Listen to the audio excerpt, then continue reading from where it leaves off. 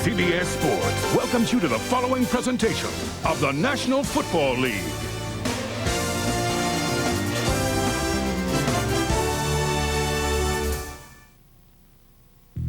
It's been a remarkable season for Bill Belichick's New England Patriots, a season of defying expectations, a season which has gained momentum with each passing week. Holy smoke! David Pett, and it's intercepted! Buckley, touchdown, Patriots! Patriots win! Quarterback Tom Brady has led this amazing turnaround. The Patriots have won 4 straight, and now they challenge for the AFC East crown. The players have bought into what Coach Belichick has been preaching for the last year and a half, and that's to be tough, to be disciplined, to be mentally aware of the situations, and to never defeat yourself out there. Today, they face the Miami Dolphins, who are vying for their 2nd straight division title, sparked by their dominating defense and Jason Taylor. We're tough, aggressive, relentless, we're enthusiastic, energetic, and we love what we do. Combined with their offensive stars, the Dolphins, too, aim for victory in this showdown for AFC East supremacy. Next.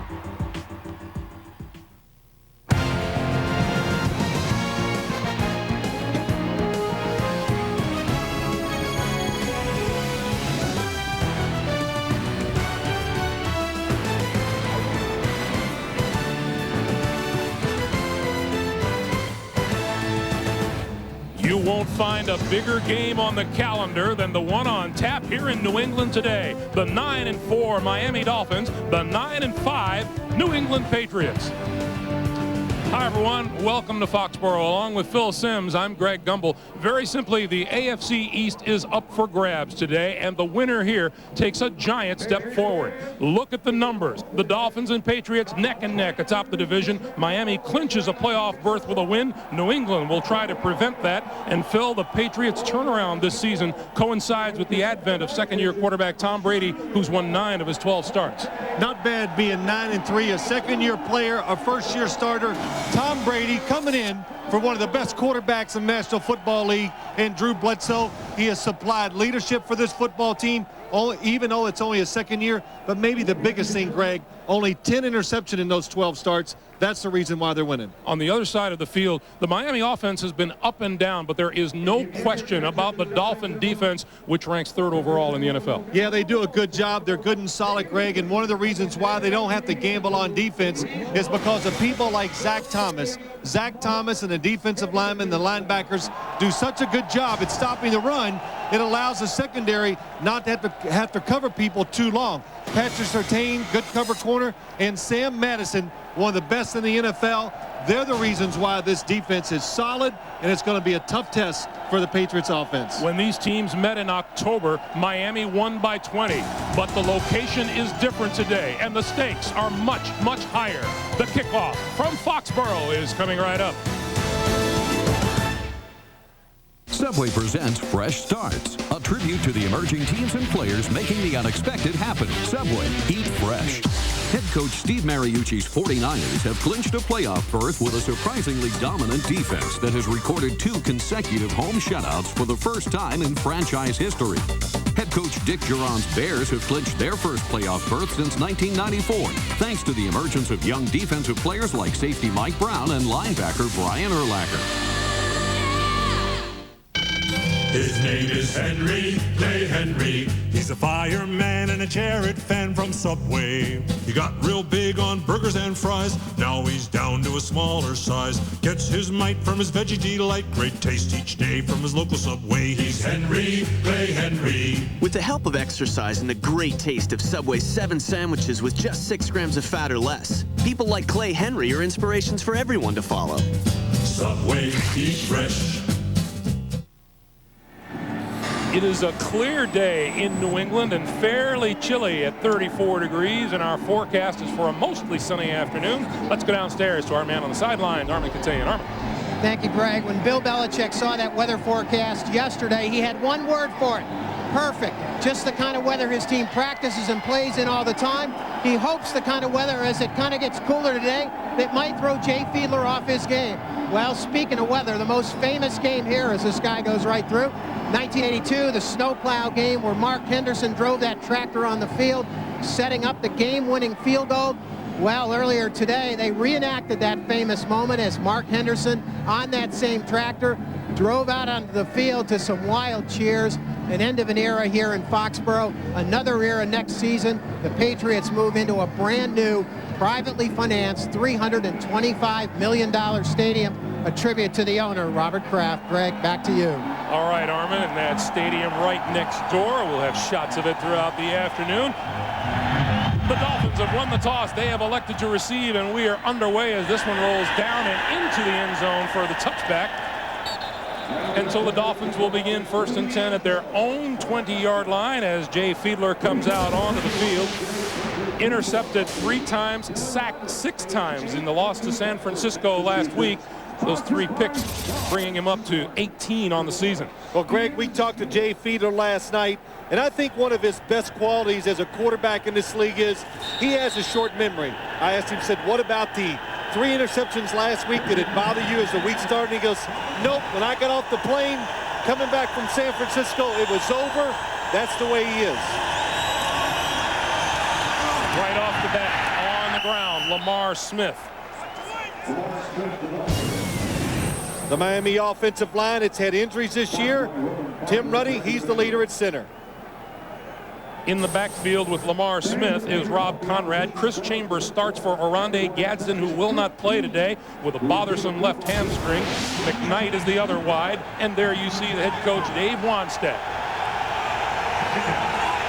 2nd and 6. Lamar Smith again, trying to pop it out to the right side, and he doesn't get there. Bobby Hamilton wraps him up. Let's check that New England defense. Across the front, Hamilton, Brandon Mitchell, the outstanding rookie, Richard Seymour, and Anthony Pleasant. The linebackers for the Patriots, Teddy Bruschi, number 54. He's everywhere. He's having an outstanding year. Fine secondary here in New England with Law and Otis Smith at the corners. Bucky Jones and Lawyer Malloy are the safeties, and the head man here in New England, who has turned this thing around, Bill Belichick. 3rd and 5.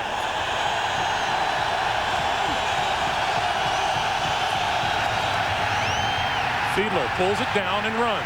Up the middle, is hit short of the 30-yard line. Not enough for the 1st down. Bucky Jones and Richard Seymour tracked him down. Well, we got some good sound on the field today, I think, but the one thing, a couple of things that this Patriots defense does, they're very good on 3rd down passing situations because they do a lot of different things on defense. But their main goal today, 3rd and 5 and less, do not let Jay Fiedler run up the middle for the 1st downs. They had 2 players there that time, and they stopped it. Troy Brown is deep for the kick from Matt Turk. Not very far at all, and is down inside the 40-yard line. And onto the field will come Tom Brady. As we said, 9-3 since coming on in relief of an injured Drew Bledsoe earlier in the season. And his numbers very impressive, Phil. Yeah, they are. But, Greg, you know, a lot of talk up here. He struggled the last couple of weeks because the numbers are not outstanding. Look, that's the way it is for every quarterback in this league.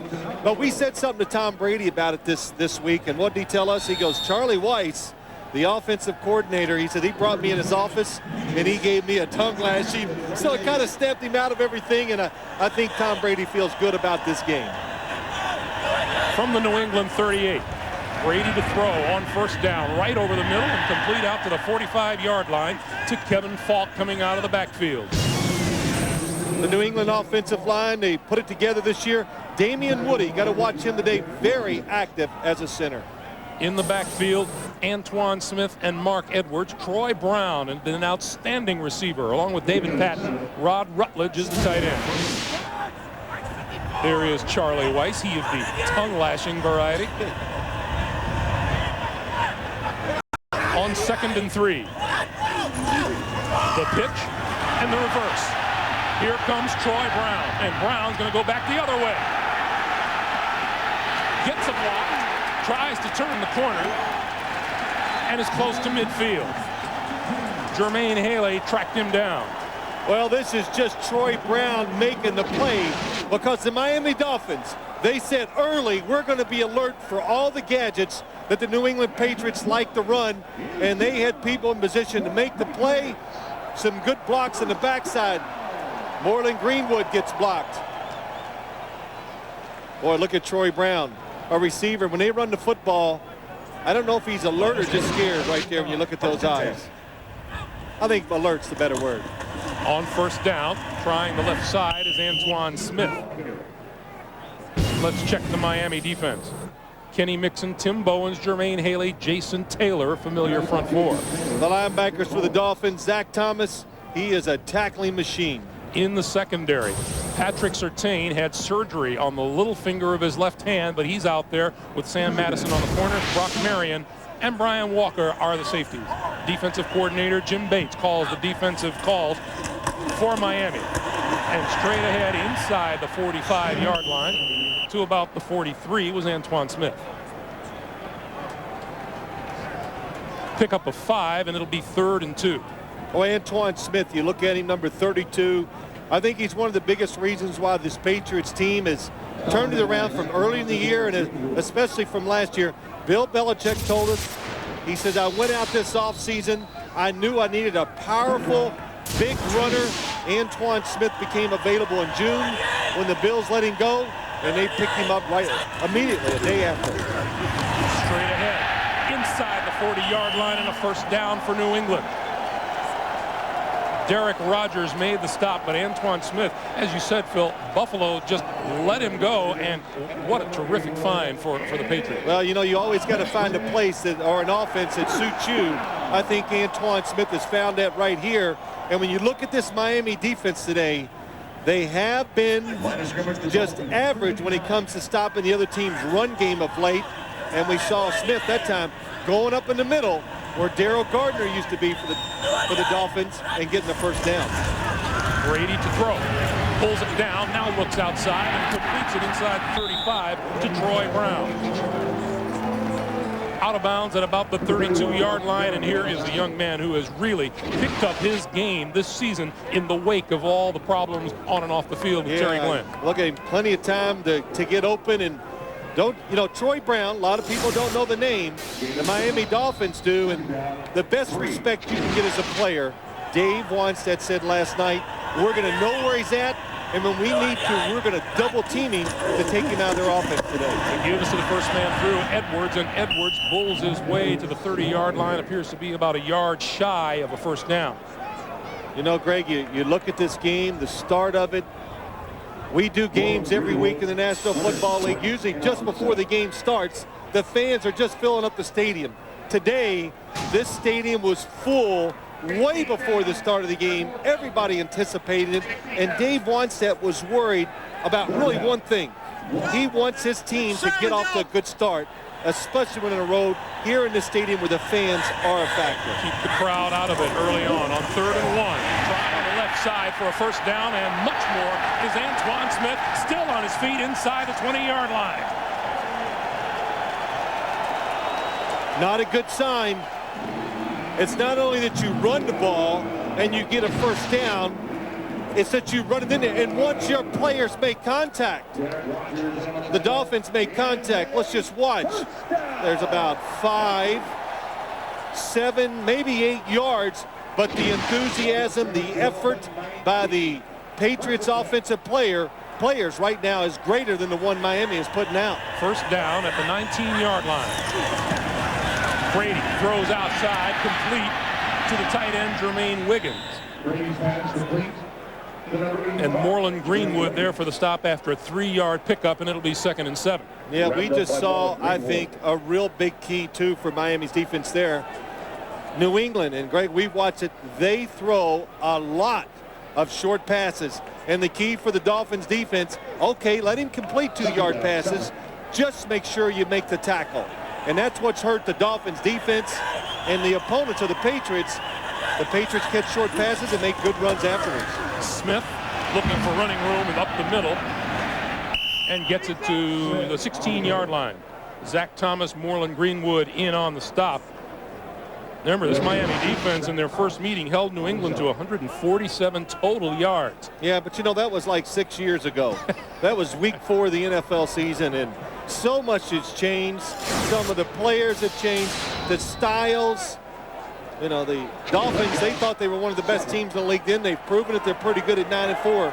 But the Patriots, so much better and so much more diversified since that time. J.R. Redmond onto the field and into the backfield now as Brady drops back and throws outside. Complete to Patrick pass, and pass looking for first down yardage is close.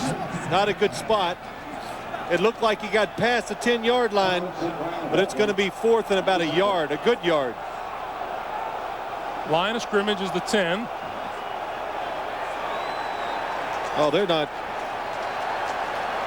And Bill Belichick looks like he's going to go for it. Yeah, there wasn't any hesitation. I saw Charlie Weiss calling into play immediately. And they spotted the ball short of the 10-yard line. 4th and 1. Antoine Smith. No. He didn't get there. Moreland Greenwood led the defensive charge. Everyone on the Miami sideline says we're going the other way, and you know what? They're right. A fine drive by New England is halted with 6:05 to play in the first.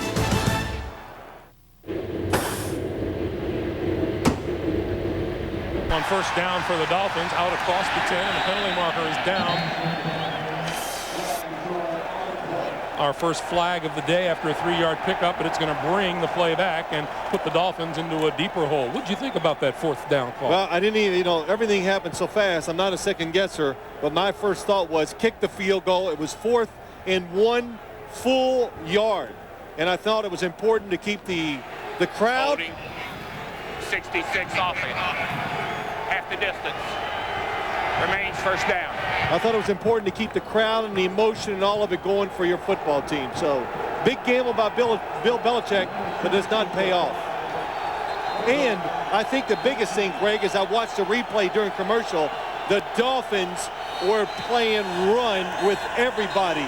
If New England would have thrown it, they were willing to give it up.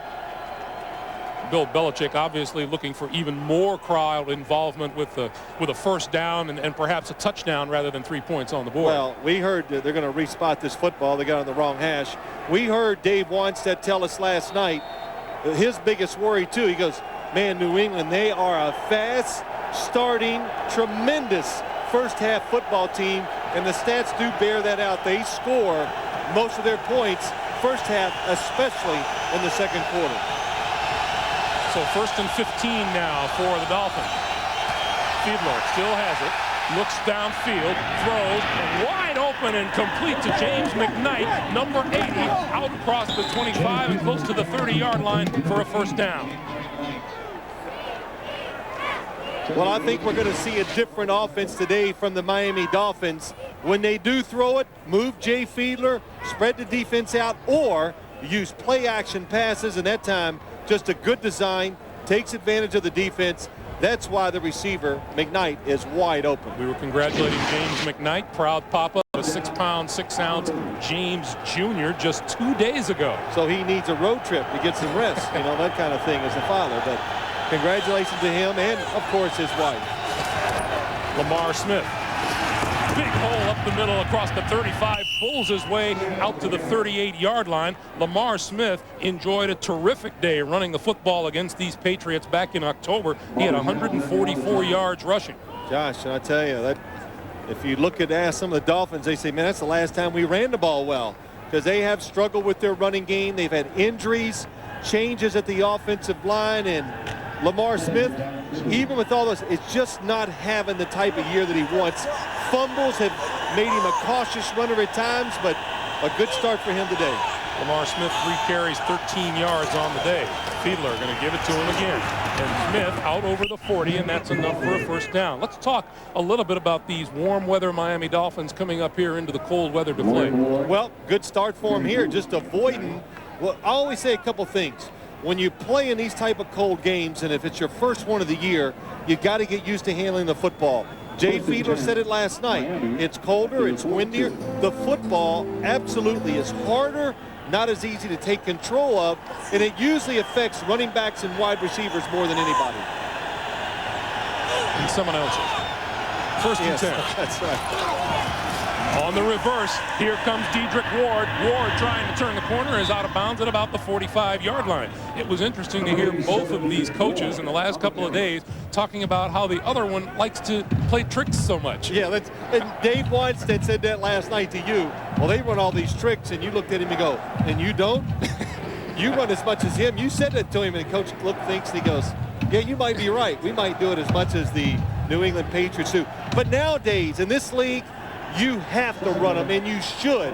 You've got to make the defense always be honest, because the players, if you don't keep them honest, they're too good. They'll make you have a bad day on offense. Lamar Smith trying to reach midfield. Brandon Mitchell, Richard Seymour with the stop up the middle of that New England defense. After a 4-yard pickup, it'll be 3rd and 1. And, you know, the other thing, Greg, I tell you what, I hope those referees, officials watch their language today, because I'm hearing every word of it. But this Miami offense, we knew it, and I kind of expected it. Dave Weinstein told us last night, it's going to be conservative. They're going to manage the game better. Just play it close, and if the game is close in the 4th quarter, that's all they want, because they believe Jay Fiedler can win it for their football team late. Play fake to Smith. The pass is incomplete. Coming up to make the play on Dedrick Ward was Ty Law. Yeah, Dedrick Ward says Ty Law hits him before the throw gets there, but I had a great view of it. It's just a good play by Ty Law. Jay Fiedler just a little bit late with the football. Yes, there was contact. Yes, what? I know. You just can't call them all. But I did not think, I thought Ty Law was in good position. So there. Troy Brown deep for the kick from Turk. Oh, this one goes nowhere. Troy Brown didn't even have to worry about this one as it floats out of bounds, way short of what Matt Turk wanted. We'll be back. NFL on CBS is sponsored by Southwest Airlines, proud sponsor of the NFL and official airline of Super Bowl 36. American Express, wishing you all the best this holiday season. And by Volkswagen. On the road of life, there are passengers and there are drivers. Welcome back to Foxborough. 2:13 to play in the first quarter, and Tom Brady, who engineered a drive that came up short at the 10-yard line. 4 out of 4 on the day. And, you know, as we talked to Tom 2 days ago and talked to him about the magnitude of this game, he said, you know, the buildup hasn't been as evident because of the short week. Yeah, I think that always helps quarterbacks or players coming off bad weeks or playing a big game. The quicker it gets there, you know, the less their nerves will become a factor. Brady to throw. And incomplete, thrown just behind Troy Brown. His first incompletion of the day, and it'll be 2nd and 10. Yeah, just too much pressure on the quarterback. Brady doesn't have enough room to step up and really throw the football accurately, and kind of fortunate that it didn't get him in trouble. You know, one of the interesting things about Tom Brady as he took over for Drew Bledsoe, everyone wondered whether or not he was prepared to play, and there's Drew Bledsoe on the side. Brady said, you know, I probably played and threw more passes before the season began than Drew did. Yeah, in the preseason, he really got a lot of work, and it's a good thing they worked their backup quarterback well, because it's served him well. The quick pass, and that one is incomplete.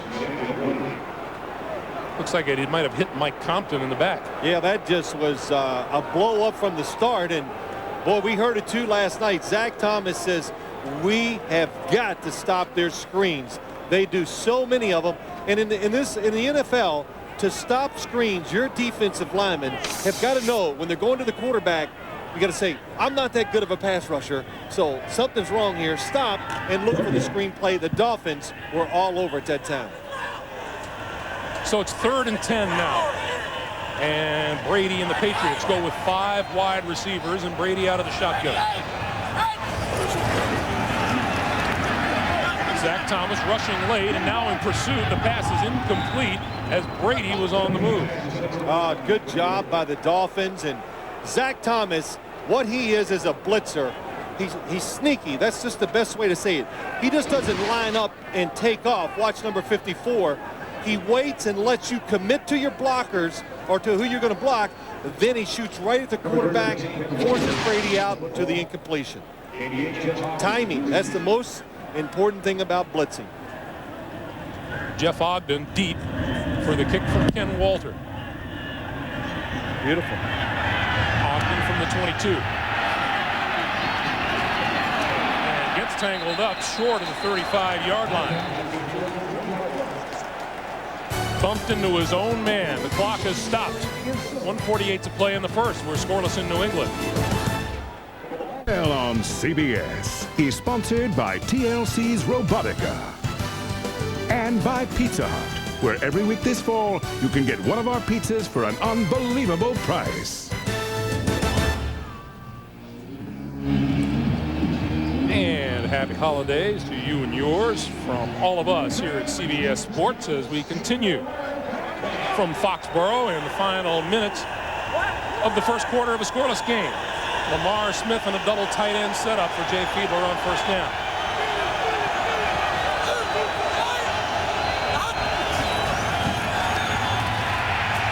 Fiedler down the middle. Has his man. That's complete to Jed Weaver. Loose football. He's got it. And it's gone over.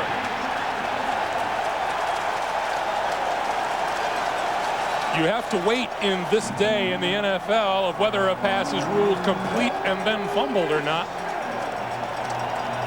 But Fiedler was on the money.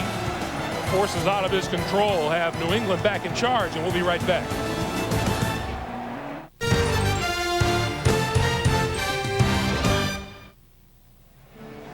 That's referee Jeff Triplett, and the Miami Dolphins have challenged whether or not this was a completion and a fumble. Let's go back and look. Well, watch the completion. Weaver catches it in what is ruled a complete pass in the National Football League. It's not getting your feet to the ground. It's catching the football. And do you make a football move? And to my eye, complete control by Jed Weaver. And as he turns around, he is now making his initial move with the football. Then Bucky Jones hits him, knocks it out. Otis Smith recovers. And you know, as you said earlier, the New England Patriots want to get the ball into Jay Fiedler's hand because they're looking for the turnovers, but that one was at the opposite end of the play. Jay Fiedler made a pretty good pass. Oh, pretty good. I mean, it was a terrific pass. Watch what Jay Fiedler, he throws over the top of one linebacker in front of Bucky Jones, who makes just a solid hit to the body that knocks it out. Now the big question is the longer this goes, what's that tell you? That there's some doubt in the mind of Jeff Triplett. Then again, as we said, in these days in the NFL, a referee would really like to take a look at it from every angle before he goes out there and renders a decision. Yeah, that's right. No matter what decision he makes, it's going to really get half the people mad. So, well, here's Jeff Triplett about to make half some people mad. After reviewing the play, the receiver caught the ball, 1 foot down, the second foot down, and turns and hit by the defender. Therefore, it is a catch, fumble, recovered by New England. The ruling on the field stands. Miami is charged a timeout. And in that description of what happened, Jeff Triplett answering every question that Dave Wannstedt would have asked him on the sideline after he was finished. And you know what? You know what's good? It answers the questions to all the people at home, to the people in the stands. You know, excellent job by Jeff Triplett. Jeff Triplett walking into our truck before the game today, looking to be one of the brave souls with just a sport coat. I like that. Yeah. Don't worry about the cold weather. Antoine Smith in the backfield as we come up on 1.5 minutes to play here in the first quarter. Brady changing the play. Brady pass out here, incomplete, intended for Jermaine Wiggins. And look at Jason Taylor, and what was Zach Thomas telling us about how well Jason Taylor plays the screen pass? Well, I think Jason Taylor is, what has happened to Jason Taylor over the last couple years, he is just a football player. When he first came to the league, tall, fast, all he did was rush the quarterback and get sacks. But now he can play the run. He hustles, he's in position, and You know, you hear this a lot, but he is absolutely a Pro Bowl player. One of the best. Brady to throw on 2nd and 10. He'll try to screen out here again, and this one is complete to Troy Brown. And Brown inside the 45 to the 43. Oh, and what a, hey, you know, you usually say what a throw when you throw it down the field 20 yards, but Tom Brady, watch how he has to drop the football over the head of Jason. Taylor reads it and just misses it. Well, if I was the Patriots, I'd be a little careful about some of these screens because it looks like that is really on the minds of the Miami Dolphins defense. Tom Brady, just 1 out of his last 5. Kevin Falk in the backfield alongside Brady in the shotgun on 3rd and 1. And it's to Falk, and Falk turns and throws it back for Brady. He's there, inside the 25 and out of bounds for a first down. Well, so many times the Patriots run gimmick plays or plays that are different. The Miami Dolphins think, hey, it's the snap to Falk, or they give it to him coming around the end. Brady, watch him catch it and go around. Watch the defense react. They snap it to Falk. Nobody plays the quarterback. That would be the responsibility of the defensive end on that side most of the time. Nice fake by Brady. And a perfect throw, and not an easy catch, really, for the quarterback. Antoine Smith cuts it back inside the 10, inside the 5. It'll be 1st and goal. Brian Walker saved the touchdown after the 19-yard gain. That pass to the quarterback could be a game changer. Perfect time and a perfect execution by the New England Patriots. We have come to the end of a scoreless first quarter, but it finds the Patriots threatening. We'll go to the other end of the field. 2nd quarter from Foxborough coming up right after this. Open on this throw back to the quarterback. Look at Sam Madison. He goes across the field covering the receiver, so there's nobody out there for Tom Brady. And really, when you run trick plays, the key is, and I don't know if trick plays not a good, different plays. The key is making sure you call them at exactly the right time, and that's what the Patriots did there. Charlie White, perfect timing, 3rd and short, caught the defense chasing the runner. Number 93, the defensive tackle, Richard Seymour in it, blocking back. Antoine Smith follows him, touchdown. Boy, Richard Seymour, number 93, defensive tackle, turned fullback, did a good job that time leading the runner.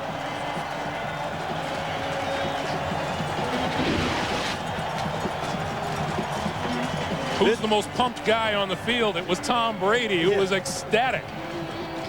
The Patriots have been really, really good at running the football into the end zone once they get inside the 10-yard line. Antoine Smith, 6 touchdowns in his last 5 games. Adam Vinatieri adds the extra point. Dave Wanstead didn't want to see it, but the Patriots grabbed the early lead, and an excited Tom Brady is on top. We'll be back. Or so in the 2nd quarter this season. Antoine Smith, 2-yard touchdown run, has him up 7-0, and look at this short kick. Fair catch called for and made at the 29-yard line. While we have this opportunity, remind you, coming up on the Nextel Halftime Report, Jim, Mike, Randy, and Jerry, first half analysis, latest NFL news, visit with Seattle quarterback Matt Hasselbeck, maybe a little VH1 visit from Marcus Allen. All of that coming up on the Nextel Halftime Report. Did you hear Marcus singing in pregame show? Yes, I did, you know, and it takes a lot of courage to sing on national TV. Well, that's a good job by Marcus. First down on the 29-yard line.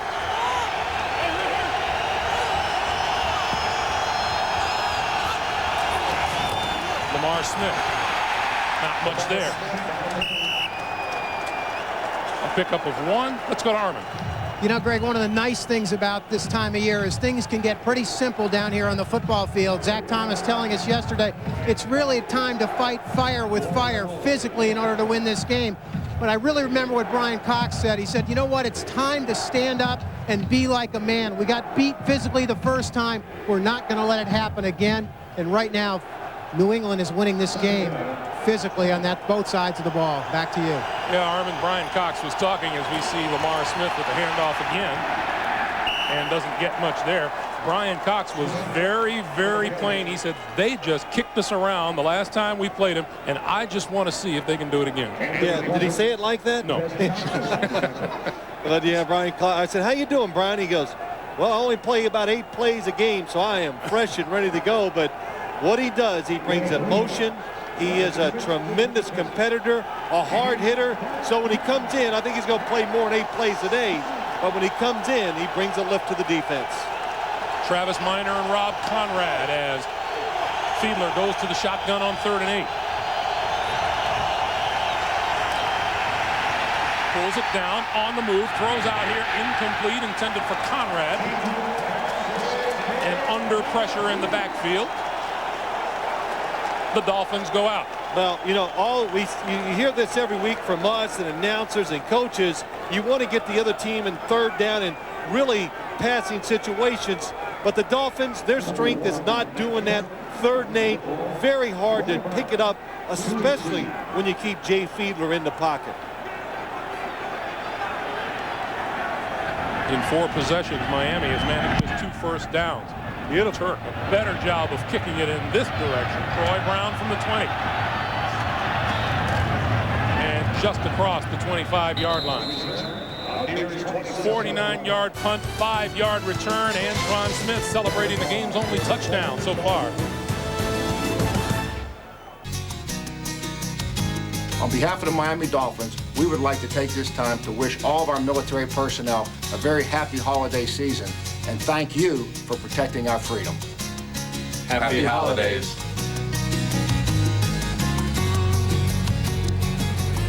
Thank you, Coach, and we, of course, add our best wishes and thanks for happy holidays. The Patriots, first down at their own 27. The pitch for Antoine Smith. Smith cuts it back across the 30, 35, and 40, and there he goes. Dragged down inside the 30-yard line. Patrick Surtain made the saving tackle, and Zach Thomas told us on the pitch to Antoine Smith, he loves to cut back behind his lead man. That's what he did. You think the play is going to go outside. Watch Damian Woody, the center. He gets on Zach Thomas, gets him out of the play, knocks him down, and then Antoine Smith. Look, I know he's fast, but it looks like, watch Woody, 65, coming around, makes the block, stays with it, knocks Zach Thomas to the ground, and nobody there to pick it up. 45 yards on the play as Antoine Smith goes over 1,000 yards on the season. 21 is J.R. Redmond and his carry. It'll be second down. Yeah, a couple things. You know, Damian Woody, number 65 at center. We heard Zach Thomas say it. He pulls on runs more than any center he's seen in the league. Does a very good job of finding the blockers, the defensive players, and blocks them and allows Antoine Smith to make those good runs. Damian Woody, the #1 draft pick in 1999, in his 3rd year out of Boston College, has developed into a formidable center. Now you see Mike Compton, 77, is now the center. He does the shotgun snaps. Brady with all kinds of time and throws complete and now incomplete. And a penalty marker is down. Well, that was a good job by Tom Brady, not letting the original throw go. Pass was intended for Terry Glenn. This looks to be a call on Patrick Surtain. Pass interference, defense, number 22. Patrick Surtain, number 23. Oh, I tell you, you know, he should yell.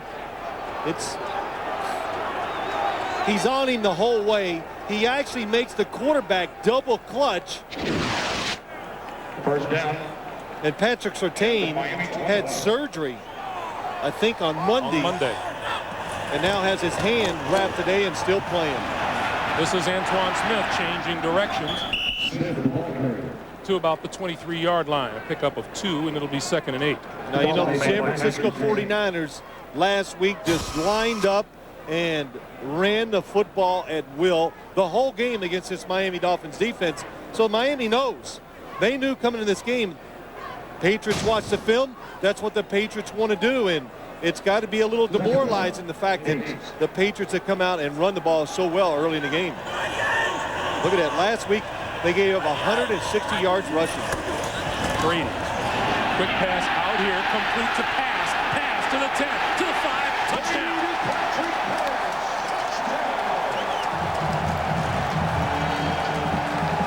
Blown assignment by the Dolphins defense. Look at Brady. Patrick Pass scores his first touchdown of the season. If you score a touchdown, you better watch out because you're going to take a beating from Tom Brady. But the Dolphins blitz. Everybody comes. Nobody covers the back out of the backfield.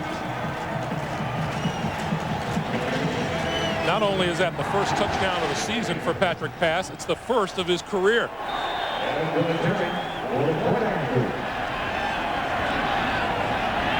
Vinatieri for the extra point.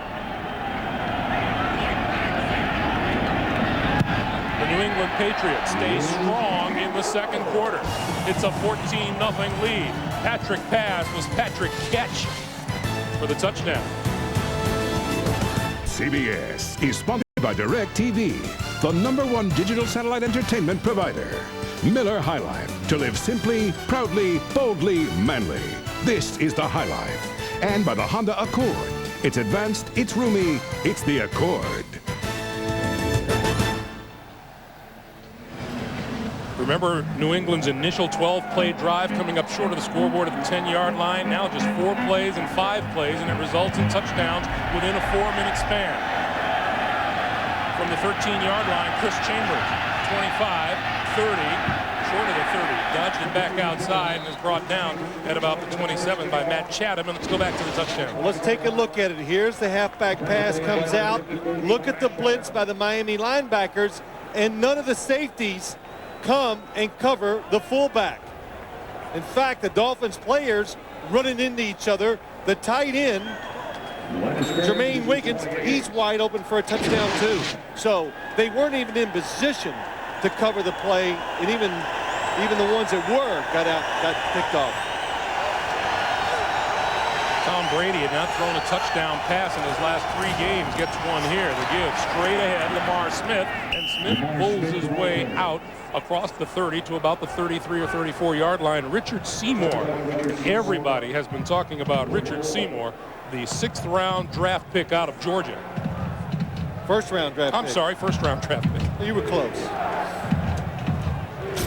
But we look at Richard Seymour, you know, Greg Wright, we talked about him. He plays fullback down on the goal line, but Bill Belichick, what's really got him excited up here, he's 6'6", and for a tall person, very powerful and explosive. You usually don't hear those words about tall defensive linemen. Quick pass out on 2nd and 4 is incomplete, intended for James McKnight. You know, I look at this as a big series. The Dolphins just need to stop the rhythm that the Patriots offense has got. You do that by letting your offense pick up a couple first downs and let your defense rest and get its thoughts back about them. And Chan Gailey, third in this situation, you got to be alert for almost everything because that's what you get from the Patriots on 3rd down. Well, these Miami Dolphins are used to winning against New England. They've won 5 straight during the regular season, 6 out of 7 and 19 out of 25. They're down 2 touchdowns here. Fiedler down the sideline. That is incomplete, intended for McKnight. And it looked like Jay Fiedler looked around to see if perhaps the sun would have been a factor. Yeah, I think he was, because when he let it go, McKnight was open. It looked perfect and got nothing out of it. Thrown against the next Dolphin, Terrell Buckley was on the coverage. Well, they're going to make them, as I've seen this game so far, they are going to make Jay Fiedler, especially on 3rd down, throw it outside. Covered inside very well. From the 23-yard line, Troy Brown down to the 33. So we are under 10 minutes to play in the first half. New England ball when we come back. We remind you, you can log on to NFL.com, see how the playoff picture is shaping up. Who's in, who's out, who's on the bubble. Go to NFL.com or your America Online, keyword NFL.com. You got to admit, Greg, it's a pretty good look for a football game. You look at the stands, not an empty seat, everybody in Patriot colors, and they're having fun so far. Yeah, well, it's just fun to be here in situations like this. Here's Smith. And Smith out across the 35 to the 37, and let's go down to Armin Katayan. Greg, Antoine Smith is in the game, but he's certainly not 100%. He was just on the sidelines. Trainers looking at his lower right leg injury, and obviously he's in a little bit of pain right now. We'll keep an eye on him. Back to you. All right, Armin, so far today, Antoine Smith has 94 yards. He managed just 47 total rushing against Miami in the first meeting earlier this year. Second and 6, out across the 40, and he's close to another first down. Well, you know, it's so important, and we talk to all coaches about this, Greg. When you're piecing your team together, you really got to have an idea of what you want to do. And Bill Belichick, 16 free agents during the offseason, the one thing he knew, they can find ways to create opportunities in the passing game, but to make it simple, he needed a big, powerful back. He needed somebody to get those yards that we don't pay enough attention to, those 2- and 3-yard gains in certain situations, and Antoine Smith has done it perfectly for this football team. 67. Hold the bill. 3rd and 1.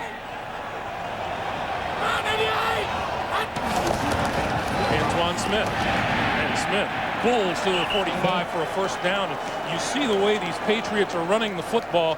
No team has been able. Oh, let's just say it wasn't as easy to do it when Daryl Gardner wasn't in the lineup. Well, was in the lineup for Miami. I don't care what team you are. When you lose a player like Daryl Gardner, no matter how good your backups are, Daryl Gardner was in there. He protected the linebacker, Zach Thomas. What he did is he made plays in the backfield. He made runners lose 2 and 3 yards. That's something this Miami defense has missed, especially on the inside since he's been out. Play fakes this time. The pass over the middle to a wide open Troy Brown. Brown inside the 40 to the 37-yard line, and that's what the running game will open up. Yeah, you know, Greg, that is not a cliche, especially when you watch it here today. I've said this before. When you can't stop the run, what are you going to do as a defense?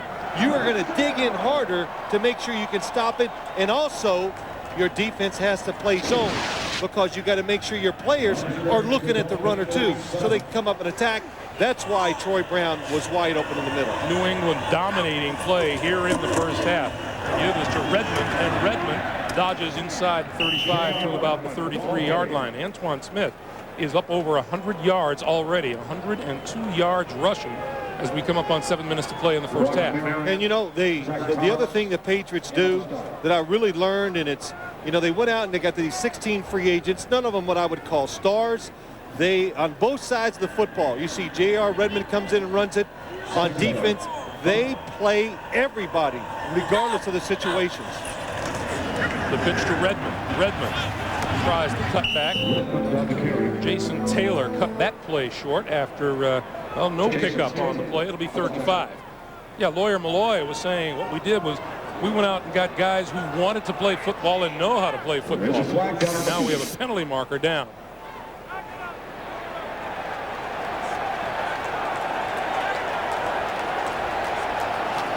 Well, I was looking at the field. I didn't see anything, and I saw that yellow flag go up.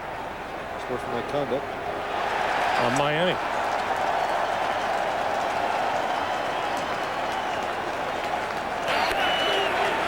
Unsportsmanlike conduct. 91 defense. 15-yard penalty. Automatic first down. Oh, that's Lorenzo Bromell.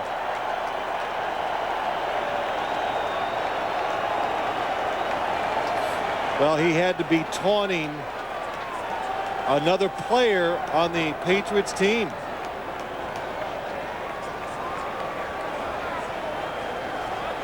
Lorenzo Bromell has had his problems this year. He was fined $15,500 with a helmet-to-helmet hit on Peyton Manning, and then $12,500 for slamming Chris Wenke to the ground. Well, as I'm watching it, when the Dolphins gave up that first down, I saw some of the players, they're upset. They're mad at themselves. They're down 14-0. They can't stop the run, and now they make a big mental mistake. Here's Antoine Smith, right side, 10, and tripped up at the 8-yard line. Brian Walker made the stop, and there's a shoe laying out at the 15-yard line. Antoine Smith lost his left shoe on the play, but ate up 9 yards in the process. Yeah, Jermaine Wiggins makes a good block on the outside. Wide receivers, Troy Brown, another good block. Antoine Smith, 8 yards before the first defender even gets a hand on him. And Troy Brown, yep, he can receive it, and he can block too. 2nd and 1. Brady rolls, throws, complete. Troy Brown, and the penalty marker flies again. I'm just going to guess that happened so quick, that's going to be what they call an illegal pick. Pass interference, offense, number 35. 10-yard penalty, remains 2nd down. Well, that would be Patrick Pass. First penalty against New England today. That happens so fast. Sometimes you see a receiver come wide open. Look to the right of your screen. See if you can see Patrick Pass. On the outside. He's blocking before the football is thrown to the receiver. On 2nd and 11, Brady throwing out that way again, and this one's incomplete to Mark Edwards. That's a big play. I tell you that penalty now puts the Patriots in a tough situation. If you go down 21-0, I don't care how good almost any team in the league, that's too much to overcome in the National Football League. So the Dolphins have a chance to at least hold them to 3 or a field goal attempt. Line of scrimmage is the 18-yard line, and Brady and the Pats are looking at 3rd and 11.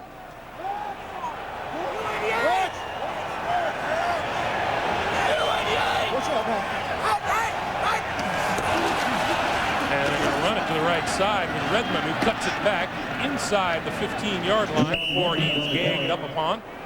And that'll bring the field goal unit on. You know, that's just a good job by the coaches of New England.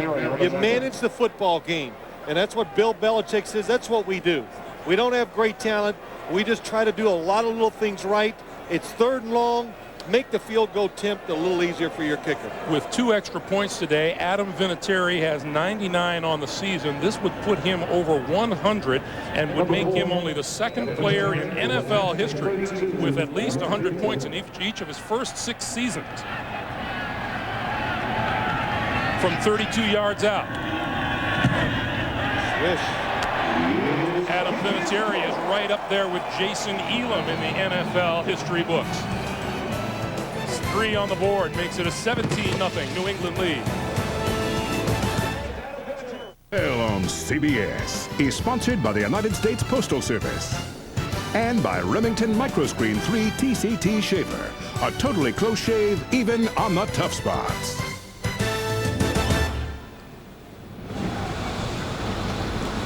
Welcome back to Foxborough. 17-0 New England scoring drive. 10 plays, 53 yards, resulting in the Vinatieri field goal. Chambers and Conrad are deep. Oh, and another very short pop-up. Fair catch called for and lost. Patriots are excited on the sideline, but the officials say Miami has the football, and now they've changed the call.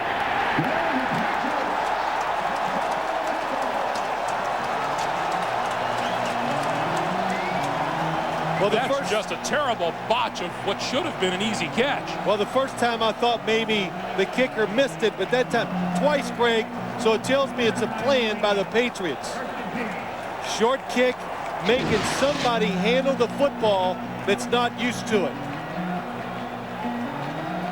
I could not see who missed it. I think it could be Ed Perry. He caught one before, 89. The ball spinning hard. He has to go forward. The sun's up there, and he misses it.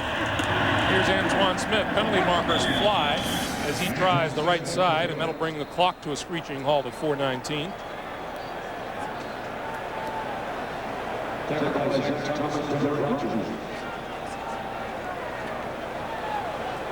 So Jeff Triplett gets the call.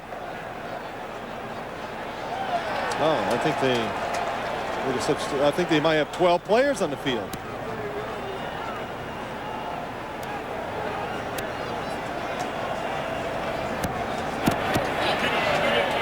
Illegal substitution. 21 defense. The player did not get off the field prior to the snap. 5-yard penalty, remains first down. Well, part of Dave Wanstead's message at halftime might be, guys, we can't be this bad in the second half. Hey, you know, listen, you got to at least be able to line up and just, you know, you get down and you lose last week 21-0, and the Dolphins are letting their emotions get to them. Antoine Smith across the 35 to the 34. A pickup of 3 on the play, and it'll be 2nd and 2. You know, in situations like this, when you're down on both sides of the ball, you just got to go. You got to really concentrate and just do your job. Don't try to do more. Don't try to get your football team back in by making a spectacular play, and don't commit penalties, which you should avoid. Sounds easy, doesn't it? Very easy. Yeah. On 2nd and 2, Smith looks like he has enough for the first down.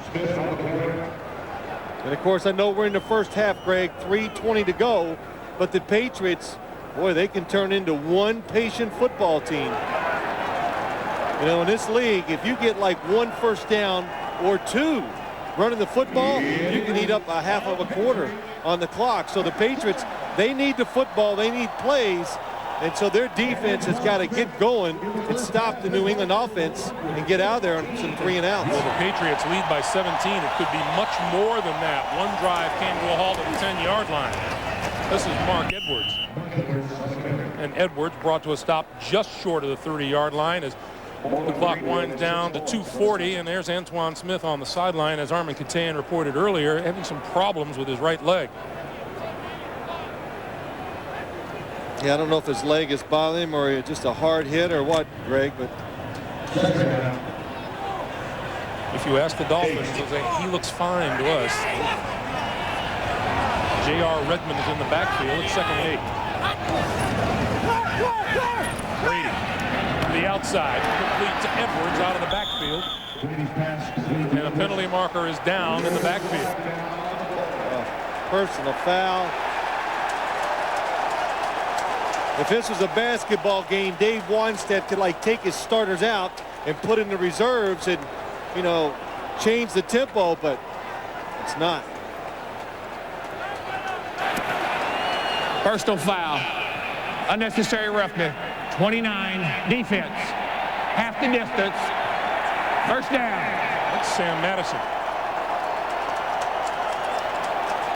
Sam Madison was talking to us last night and says he'd like to see a little more attitude on the offense the way they have on the defense. Yeah, well, too much attitude going on that defense too right now. Way too much.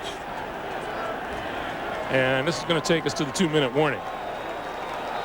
Line of scrimmage is the 13-yard line. The Dolphins at the short end all day long and are now looking at another threat with 2 minutes to play in the half. Coming up in the Nextel halftime report, Jim, Mike, Randy, Jerry. First half analysis, latest NFL news. They will visit with Seattle quarterback Matt Hasselbeck, all coming up on the Nextel halftime report. You know, I look at that halftime crew we got. We got 2 ex-coaches. I'd want to know, what do you know, I saw Dave Wanstead during the timeout. He doesn't know whether to scream or what to do to these players. And as a coach, what do you tell them at halftime? I mean, there's a lot of ways to go here. I would think, I can tell, looking at that face right now, the head coach, that it might be quite loud. He'll think of something. I know one thing I would think of. If I was Miami and the defensive coaches, I would change how I'm playing defense. I would gamble more. I would put everybody up there to stop the run. You got some of the best corners in the league. Gamble to stop the run and say, hey, look, Sam Madison, Patrick Surtain, you've got to play great in the second half for us. because we're going to put you out there all by yourself. Bill Belichick says, you know what Miami can do. They trust their front seven to stop the run, and their safeties are not going to come up and help no matter what. Brady throws outside, complete, Jermaine Wiggins, and Wiggins close to the 5-yard line before he's wrestled down. You know, just plays like that. When you see a tight end, Jermaine Wiggins, catch a football and just the effort, the struggle, and everything he's trying to do to get that extra yard, that tells you what this team, it's focused, and they're going to do whatever it takes to win. We have a Dolphin down just inside the 10-yard line, and it is Sam Madison. Boy, Sam Madison fighting a shoulder that's been bothering him, missed a couple games. Well, a nice effort by Jermaine Wiggins. It's his helmet knocked off. And this is, Greg, we're just watching, managing the game right. And another short pass by the Patriots. Tom Brady's only, I think, thrown one pass more than 5 yards down the field today. Boy, Sam Madison suffered a separated right shoulder in Indianapolis, and we were asking him yesterday if it still hurts, and he says, yeah, it stings a little bit when I hit or get hit, but then it goes away. We don't know what this is that's bothering Sam. Well, it's his leg. I don't know what part of it, but I know this. If you want to play the type of defense I was talking about in the second half, you're going to need him out there. And then, you know, we say a lot of things and we try not to embellish, but Patrick Surtain and Sam Madison really are excellent man coverage corners. They can take any receiver and run with them all over the field. There's Surtain, the cast protecting that little finger on his left hand that was surgically repaired. So, you know, he has no chance of cheating out there today. He can't grab any jerseys. Well, he can't one-handed, I guess. Number 24, Jamar Fletcher, has replaced Sam Madison. He's the rookie out of Wisconsin. First-round draft pick. 3rd and 2, and Brady will go from the shotgun. Here comes the blitz. The pass to the outside, incomplete, and a marker is down. It was intended for Redmond. That was Kenny Mixon, the defensive end out there.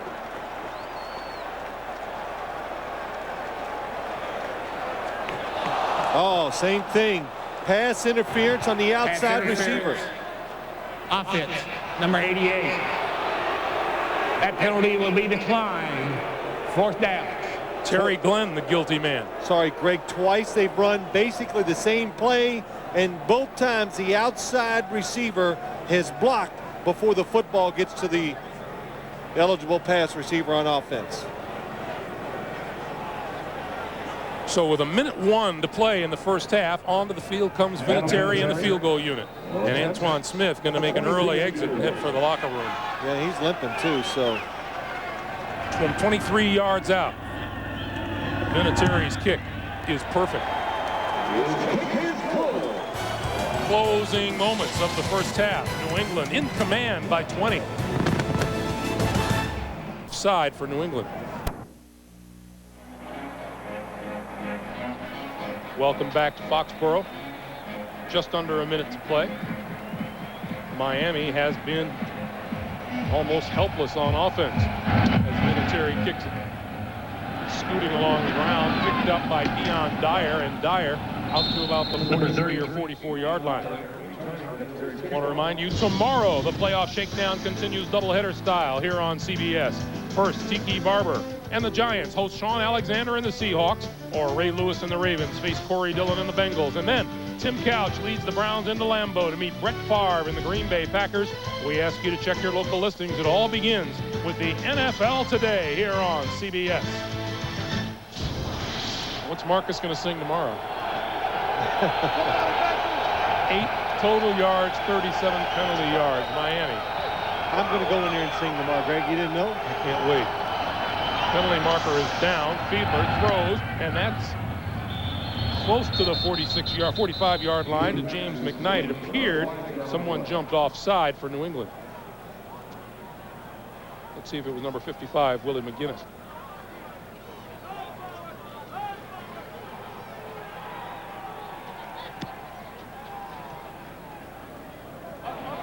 Offside. Defense. Number 55. The penalty is declined. Result of the play, first down. So that moves the ball now into New England territory to the 46-yard line. And for Miami, their first down of this second quarter comes with 47 seconds to play in the first half. We are reviewing the ruling on the field. So under 2 minutes to play, the ruling becomes automatic prior to the snap of the next play. You sure? Fairly sure. Okay. I'm also subject to review. Well, let's take a look at it. Jay Fiedler throws it to James McKnight. Now, if this ball is incomplete, okay. Looks like a good catch. No, it is. There's no question. And I'm only right about 50% of the time, but I'm right this time. But just Greg say it was incomplete, then the Dolphins, of course, would have the opportunity to say, okay, now we'll take the penalty, and it would have been 1st and 5. You know, it was interesting talking to Bill Belichick about the way that this team has been built and rebuilt. He said last year there were 22 rookies on the team. This year they've had more competition and they have more depth. After reviewing the play, the receiver caught the ball, knee hit the ground, then the arm hit the ground. So the ruling on the field stands, a completed catch. Jeff Triplett analyzing things so well that, no, he can't be an announcer then. Can't do that. But, yeah, you're right, Greg. The one thing, and I know this, and we always talk about these kind of subjects, if you want to win right now in this league, you're not going to do it with a bunch of rookies. You need hardened veterans, guys that just can't put up with losing anymore. They've gotten tough because they've been in the league a few years. Fiedler with time throws incomplete, and that one defended by Terrence Shaw was intended for Dedrick Ward. You know, such a match here. That time, the Dolphins, look, they keep people in the backfield to protect, but it really limits your options down the field, and that's why you see 2 defenders on 1 receiver. The Dolphins only send out 3 guys or 3 wide receivers down the field. Well, here's a harbinger of bad things for Jay Fiedler. Dedrick Ward has no catches, neither does Chris Chambers today.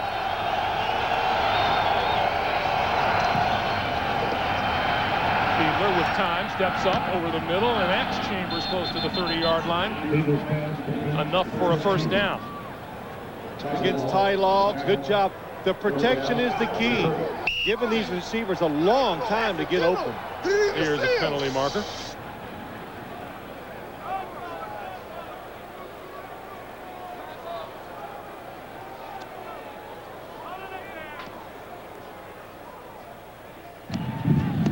Offside. Defense, number 93. Ran into the player as he was ready to snap the ball purposely. 5-yard penalty. Remains first down. I'm sorry, what did he do? He ran, they were trying to hurry up. Oh, okay. And Richard Seymour kind of accidentally on purpose bumped into someone. 25. First down.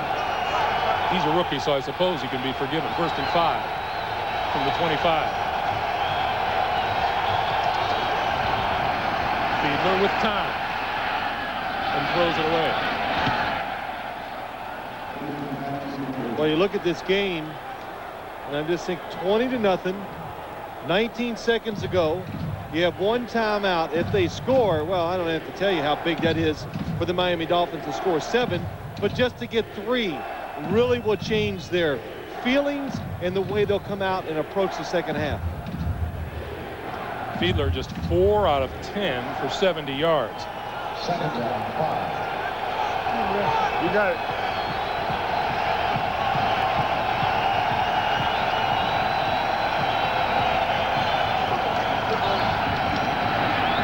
This pass inside the 20 to Dedrick Ward, and Ward has enough for a first down.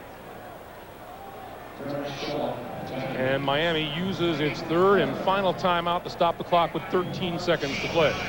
Well, now he's into the tough part of the field for the Dolphins. The New England Patriots, They are exceptional inside the 20, especially with their pass defense, and that has been the history ever since Bill Belichick has been in football coaching defense, that it's hard to throw the football once you get inside the 20 against what he does. There's the story of the New England defense. And these last few plays, the Dolphins have taken extra care to give Fiedler some time to throw, and it's the most time he's had to throw today. Yeah, and I like the plan they're doing. Protect it first, give the receiver probably one more second. It gives the quarterback one more second to see it. He's going to see it clear, and he's going to be more active throwing the football. Remember, the Dolphins are out of timeouts.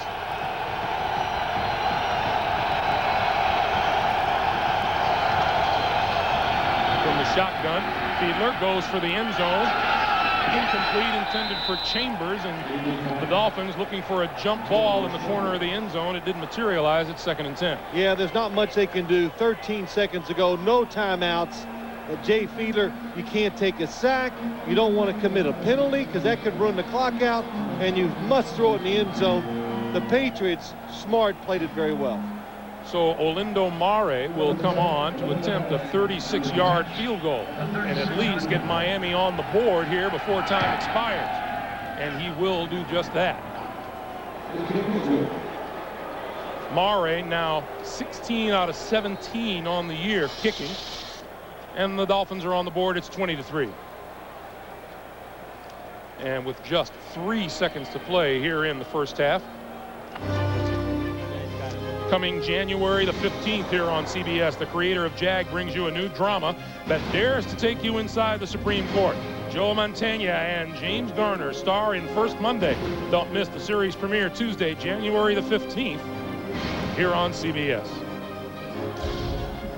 Well, Greg, am I surprised about the first half? See, I'm doing your part too. I'm just going to ask myself a question.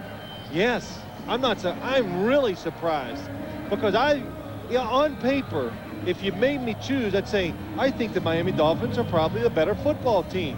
I'm surprised at the physical part, how it's been played, the lack of discipline with the Miami Dolphins. Now, on the other side, can the Dolphins still come back and win?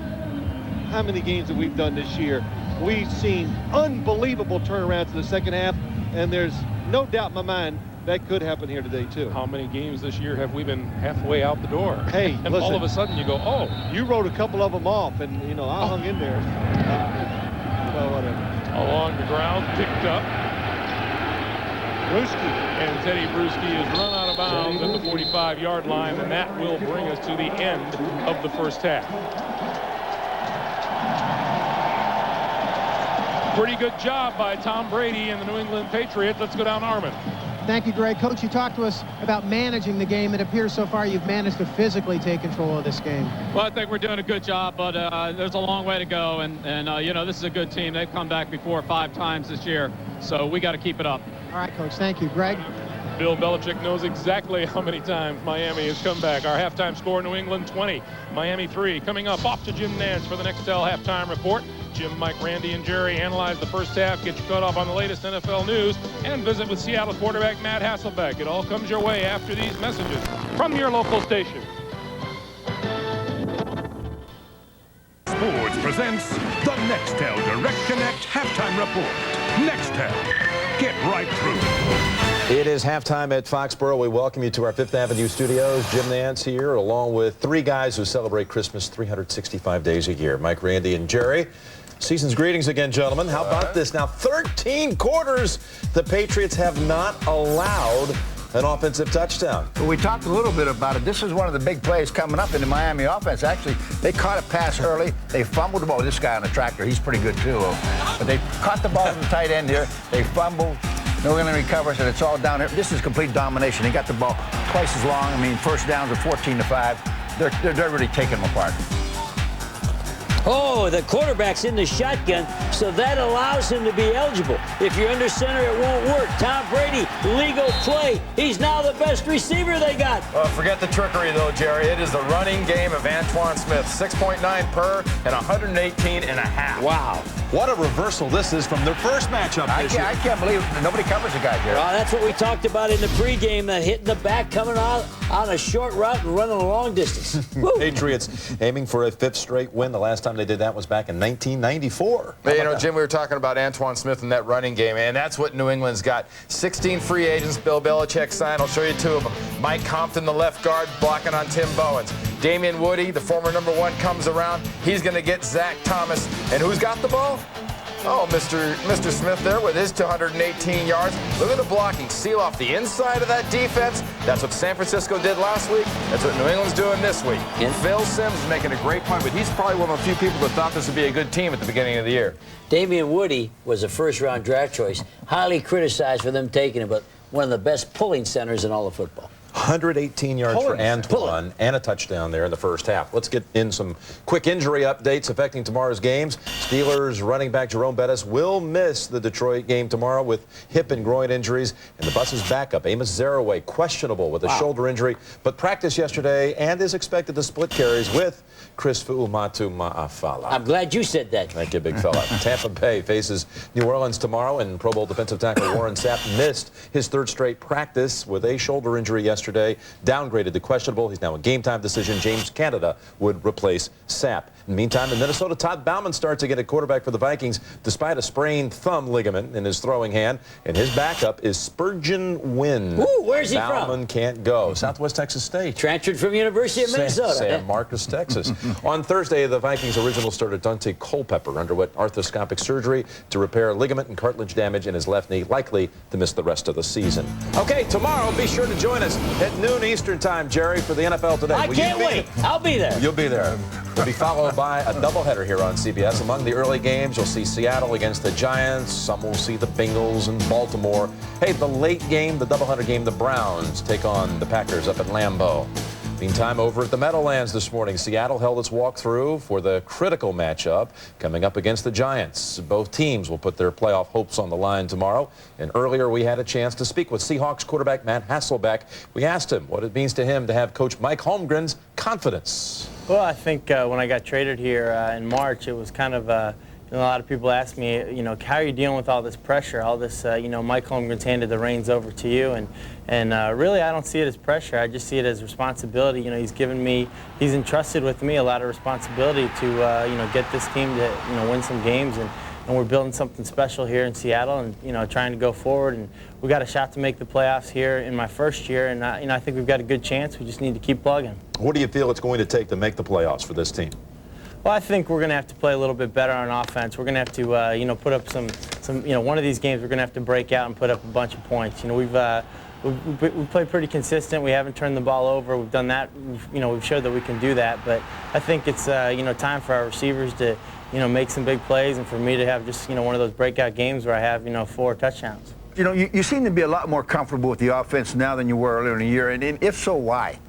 Well, I don't know that it's the offense so much. I just kind of came here and, got brand new guys that I'm throwing to. It just took me a little bit longer than I hoped to get to know my guys, basically. And now I think we're finally on the same page, and, it's coming in perfect timing for us.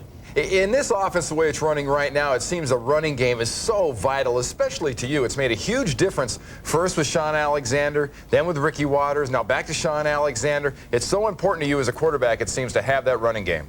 You know what, we're best when we're running the ball. We're best when we don't get behind early. When we get behind early, teams know that we need to throw the ball, and they can tee off on our pass protection. They can jam our receivers. They know it makes us kind of one-dimensional. If we can, just hold the ball for our defense and be balanced and maybe, I guess, leaning more towards the run, I think it's better for our team. And there's no question it's easier to play football in December when you're running the ball well. When you were struggling earlier, did you hear from your good friend Brett Favre? I did, actually.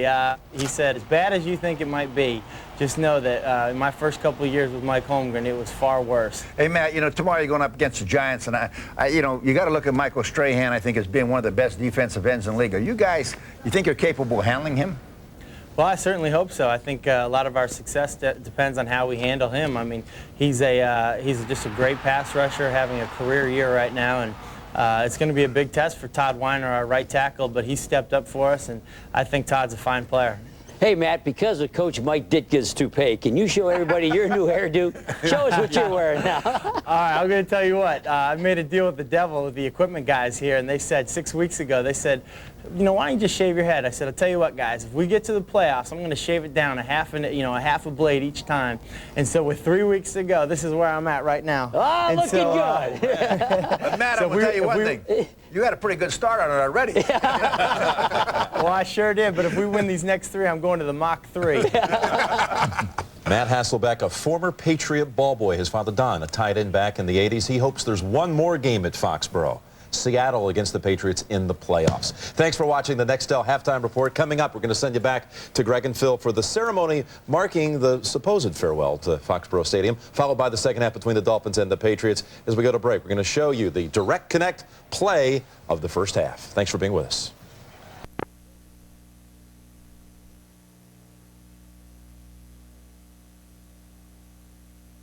CBS Sports presents the Nextel Direct Connect Halftime Report.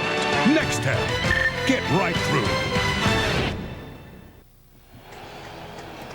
Back in New England, the Patriots with a 20-3 lead on Miami at halftime. It's for all the marbles in the AFC East. The Dolphins won the first encounter, but the Patriots have come out with a will and a vengeance. And CBS Sports coverage of the National Football League will continue after a word from your local station. This finale at Foxborough Stadium has brought back 3 decades of Patriots, and they were celebrated here at halftime. John Hanna, Mike Haynes, one of the great cornerbacks of all time, Steve Grogan, a tough quarterback, and the former wide receiver for the Colts and former head coach of the Patriots, Raymond Berry, and Irving Fryer of more recent vintage, and Ben Coates, the fine tight end. Drew Bledsoe of the modern-day Patriots. Lots of names here today. Let's go down to Armin Katayan. Steve, very emotional halftime ceremony. Your thoughts on this last regular season game? Well, this has been a special place for all of the guys that were introduced today. And to have a full house here and have this team be in playoff contention makes it even specialer. All right, thank you, Steve. Greg, back up to you. All right, Armin, thank you. And as we prepare for this second half kickoff, you know, all of these Patriots have to say that, boy, they've seen themselves quite a performance of the modern-day Patriots here in the first half. Well, they can also say, hey, we gave them some spirit. That's why they're doing so well. But really a tremendous performance by the Patriots, performance in the first half. And now the question is, what does Miami change in their philosophy in the second half to give them a chance to win? From the 10-yard line, this is Patrick Pass. Out to the 30. And about the 32-yard line. Let's take a look at the numbers here in the first half. And boy, look at the number of first downs brought on by the New England Patriots. 14-5, and the total yardage, 240 to 114. Everything.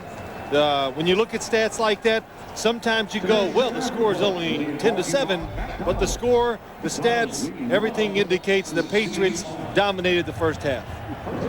And now Brady and the Patriots will start with J.R. Redmond in the backfield. Antoine Smith with 118 rushing yards in the first half, a season high. And Redmond squirts through a hole on the left side close to the 40-yard line. And let's go down to Armin. Greg, as you notice, J.R. Redmond in the game. I'm told that Antoine Smith will play, though, lower right leg contusion, but I'm told he will return to action. Back to you. All right, Armin, and as you say that, we see Antoine Smith coming out of the runway and back onto the field and getting a standing ovation from the fans on the far side. 118 yards in the first half and almost 7 yards a carry. The pitch for Redmond. Redmond brings it back toward the middle of the field. And close to the 45 for a first down. Yeah, sorry, Greg. That's something you see more and more in the league. The pitch, you know, Tom Brady pitches it to J.R. Redmond. You expect him to go outside because that's what we all perceive when we see the toss play. But he takes it immediately, cuts it back, and ends up running right over where the center blocked his guy. Redmond, a second-year back out of Arizona State and a third-round draft pick last year. On first down, Brady to throw. Brady to scramble. And Brady goes down at the 43-yard line. That will be the first sack of the game, brought down by Ernest Grant. Well, that's the one thing I noticed, Greg, in the first half. When you just try to throw the football down the field against the Miami Dolphins, they are covering these receivers. Brady, smart though, does the right thing. Nobody open, immediately looks to run to try to avoid a big loss. And you have to think, Phil, if these Dolphins are going to get a spark here in the second half, Dave Wanstead is going to get it out of his defense first. Well, that's what, hey, look, you got a football team, you think it's good. It's built around the fact that your defense can carry your football team. Brady throws a bullet over the middle, complete to Troy Brown. Inside the 45-yard line and enough for a New England first down. Good patience by the quarterback, Tom Brady, looking down the field and has to wait. Boy, nice catch, too, by Troy Brown. That was thrown hard by Tom Brady. Since you're such a stickler for form, how is this young quarterback's form? Well, you know, I said it to you guys. We were watching film of Tom Brady, and somebody, or he's worked at his coach team very well, gets in almost perfect position to throw the football, and if he, whatever ability he has, he takes advantage of it almost every time just because of those fundamentals. Antoine Smith is back in the game and takes the handoff and moves inside the Miami 40-yard line.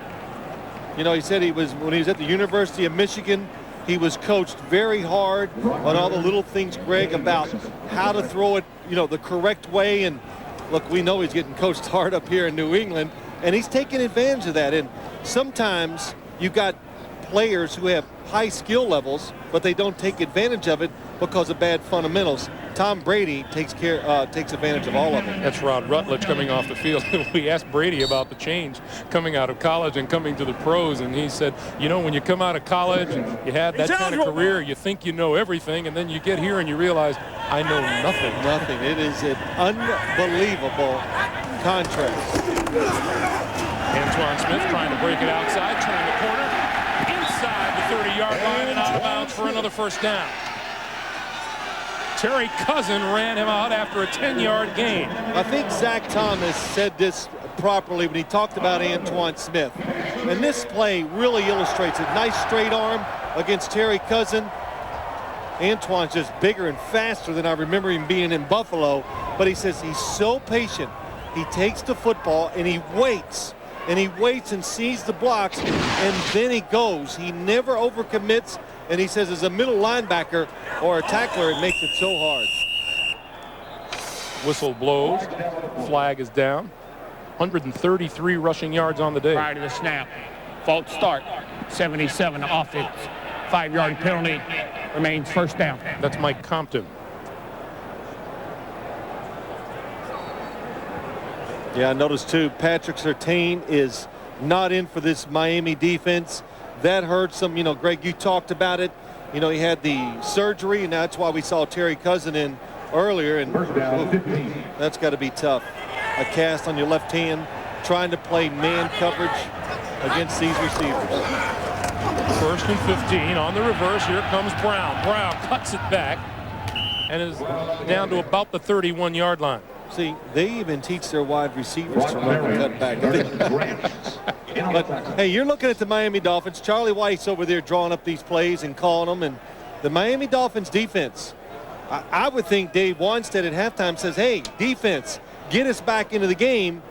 Well, the opening drive is not very good for this Dolphin defense. Kevin Falk is in the backfield now on 2nd and 11.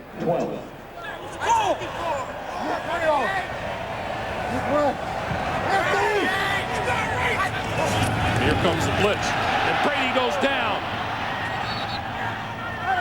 Terry Cousin coming off the corner in a hurry. That's what you need to do. That's the first time today. Tom Brady never sees it. You think it's going to be a pass, bring the rusher from the backside of the quarterback so he can't see it. Brady never sees it, but you know you're blitzing. Your defense knows it. Hustle to the football. Nobody there. Well, I'm sorry. It goes right back to Tom Brady. Third down. So it's a 3rd and 19 now. A loss of 8 on the play.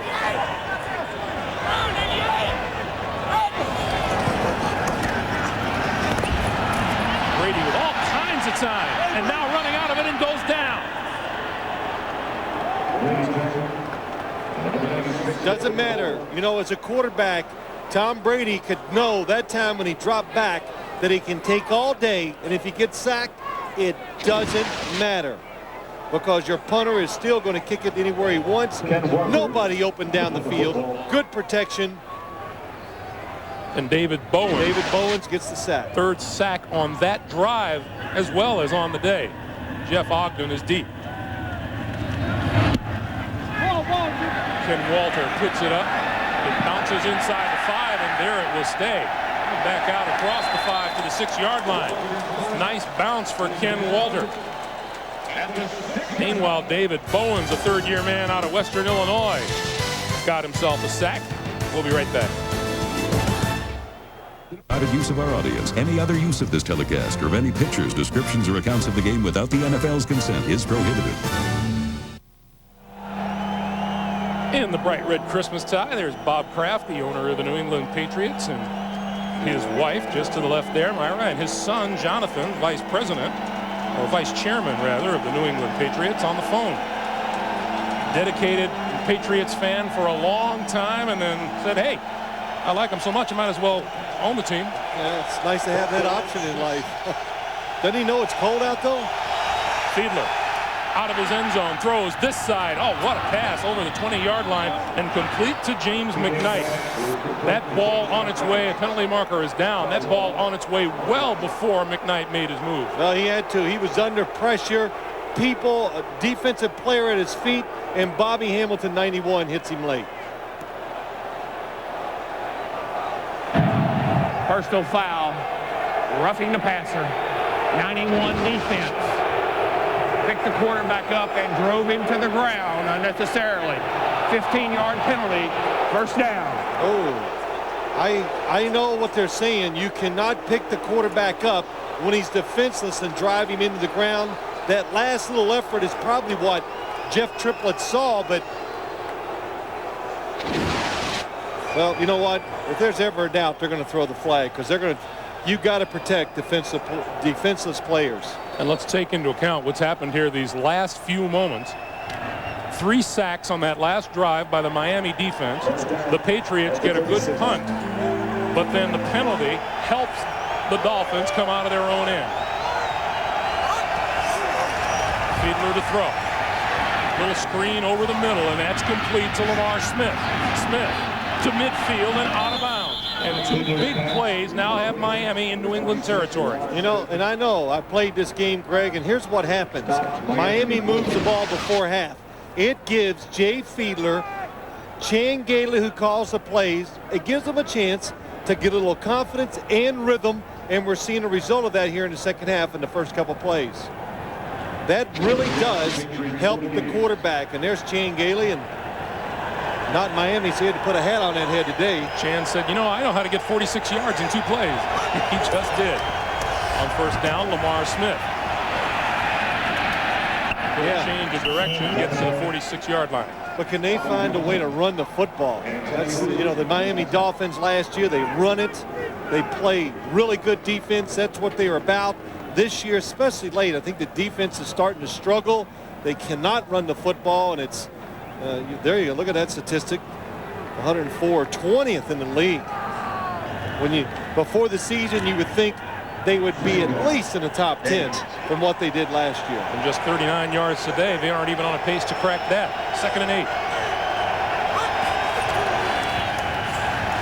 Fiedler. Under pressure. Can't get it away. Bobby Hamilton brings him down. The first sack of the day for New England, the 7th of the season for Hamilton. Well, this New England defense, it is different. They tried different things up front. Bobby Hamilton, the whole defensive line, and Brandon Mitchell, 96. Richard Seymour pushes him up. They just do a lot. And even Jay Fiedler said it last night. He goes, man, they move around more than any defense that I've played so far in the National Football League. They definitely try to confuse the quarterback. Miami 0 for 4 on 3rd down today. Fiedler trying to correct that. Hits over the middle, wide open inside the 35-yard line, and to the 30 is Chris Chambers. See, I like it when these Dolphins, they just send a few people down the field because it gives them the extra time. Watch Chambers. Double teamed almost at the start. It's a zone, fights through it, and is wide open down the middle because the running back went through the middle. That made the middle open up, and Chambers fills it in. Jay Fiedler did his part by scrambling a bit to his left and found time to throw. We were under 6.5 to play for the third, and it's a first down Miami.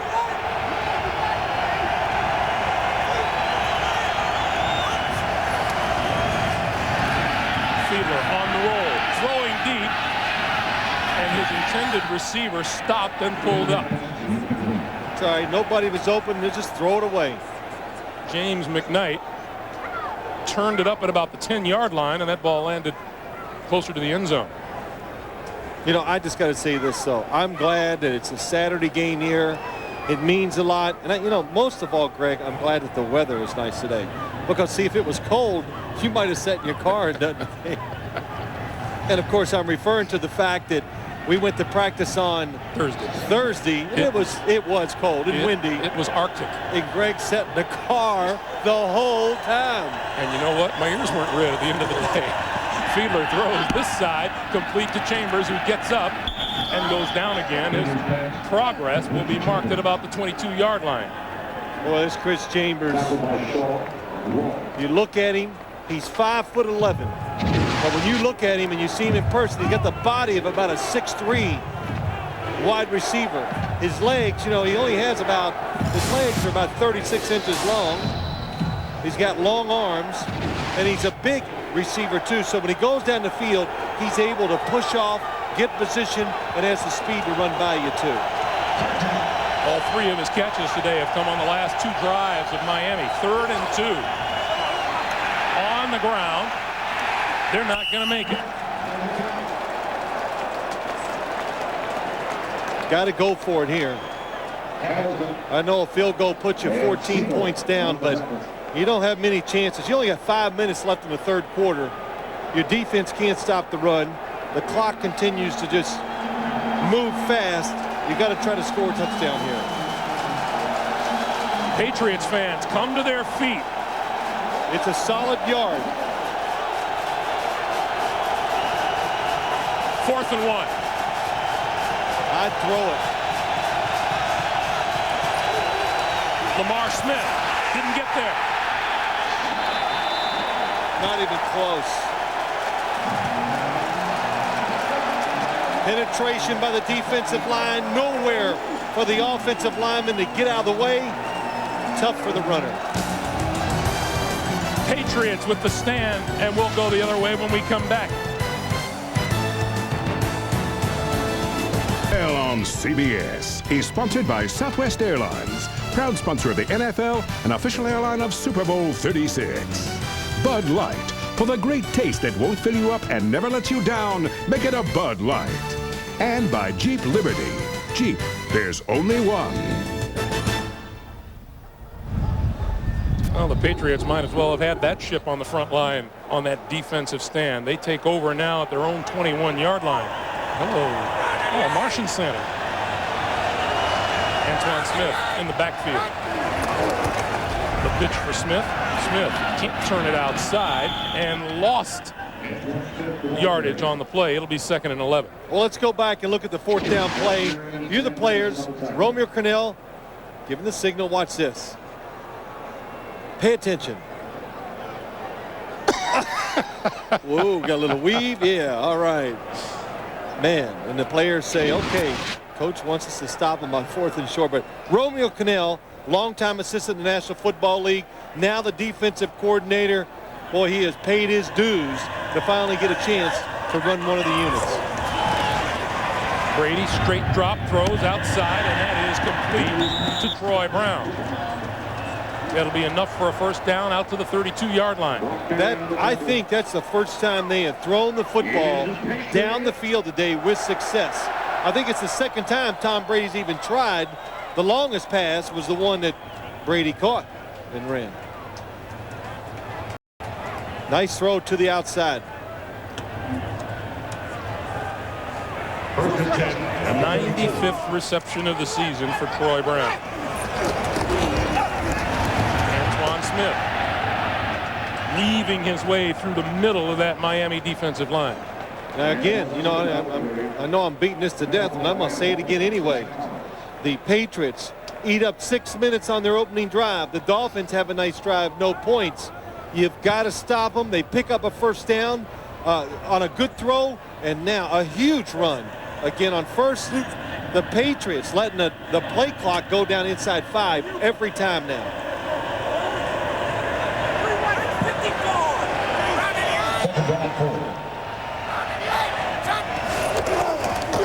On 2nd and 4, out across the 40 to the 41 and very close to a first down is Antoine Smith again, who has had a very active and successful day so far. Well, he has. It's just nothing fancy. Good blocking up front, staying with the defensive players, hard running, a lot of yards after contact.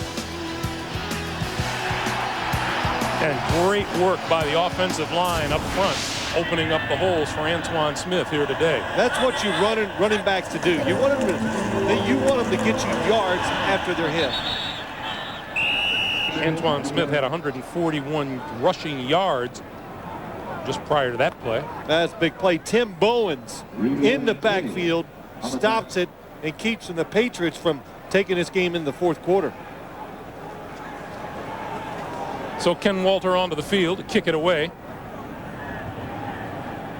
And now the Dolphins will look to Jeff Ogden to get a decent return here in the final minute and 40 seconds of the third quarter.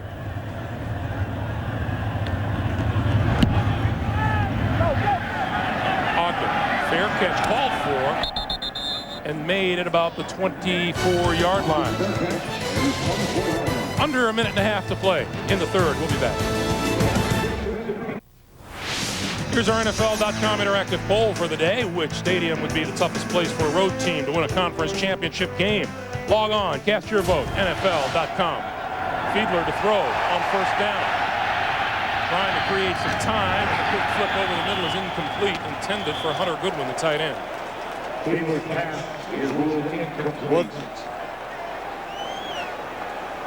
No TDs in their last 17 possessions.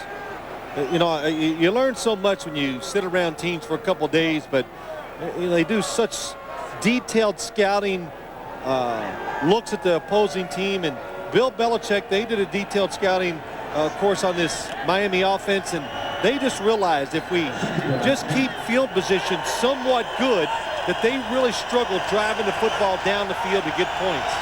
And they have done that well today. Dolphins, not good field position. Fiedler on 2nd and 10 over the middle. Nice pass across the 45 to Jed Weaver for a first down.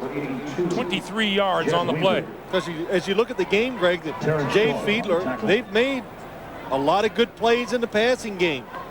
But the problem is they're trying to go 80 yards to make these scores.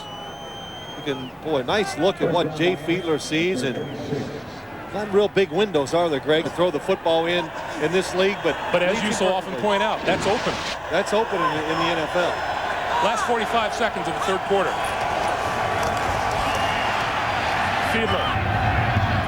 Incomplete and close to being intercepted, intended for Chris Chambers. It'll be 2nd and 10. You know, we mentioned Hunter Goodwin a short while ago, and he's been helping perpetrate what we thought was a terrific joke on the ex-Miami Dolphin, Larry Izzo. And Larry Izzo was leaving, little notes for various players, and I guess Zach Thomas was one of those who was helping say, well, you know, what we've been doing is Hunter Goodwin gave his tape to Coach Dave Wanstead, and he played it for the whole team. Larry Izzo used to play for the Dolphins, and he would thought all these practical jokes and things were going to go into papers, but not true. Into Miami territory to the 48-yard line is Fiedler after the protection broke down in a hurry. Yeah, what's happening now, the Patriots, they're not concerned about a 5-yard run anymore. They're worried about getting to the quarterback. And with 21 seconds to play in the third, the clock is stopped, and James McKnight is down on the turf. We'll check on James McKnight and come right back after this. On CBS is sponsored by A Diamond Is Forever. Show her how much you love her this Christmas. And by new Pepsi Twist. Pepsi and Diet Pepsi with a twist of lemon. We're back in Foxborough, and James McKnight is being helped off of the field. And let's take a look at what happened. James McKnight, here he is, just blocking. Jay Fiedler falls on the back of his legs along with a few Patriots.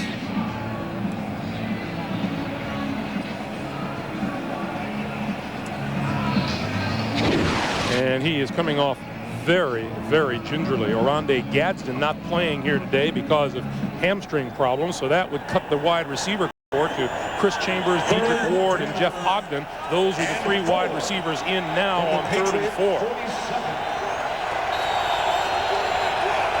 Dolphins are just 5 out of 18 on 3rd down in their last 2 games.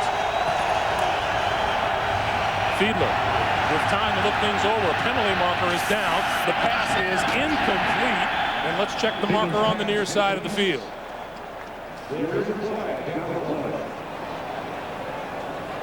Let's see if a Dolphin receiver is being held up illegally.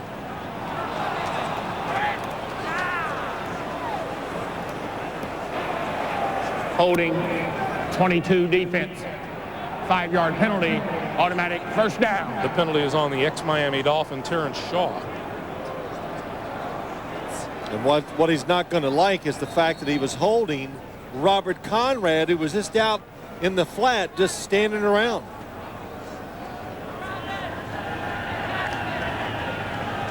So first down now at the 43-yard line as the Dolphins try to get something on the board here. 8 seconds to play in the 3rd quarter. It is to Travis Minor, and Minor can't get anywhere. So the running game still producing nothing for the Dolphins. That's the end of the 3rd. Our score, 20-3 in favor of New England. We'll come back after this message and a word from your local station. You're watching the NFL on CBS. Making reference to all day long, this is the last regular season game here in Foxborough. The stadium opened by William Sullivan in 1971. Jim Plunkett played here. The snowplow game was here in 1982. And there was the run to end the 96-97 season to the Super Bowl, Super Bowl 31. Lots of tremendous memories here in Foxborough. They'll be playing across the way next season. Fiedler to start the 4th quarter, throws to the far side. Rob Conrad, and Conrad inside the 40 to about the 38-yard line. Clock continues to move, and here is Foxborough Stadium, and just to the left of the scoreboard over there is the brand new CMGI Stadium, which will be the new home of the New England Patriots next season, and a beautiful place it is. Yes, it is. Beautiful, a lot of space. Like all new stadiums, it's going to be fan-friendly. They're going to like it a lot more. Seats, more room. Warmer seats over there. And more people, yes.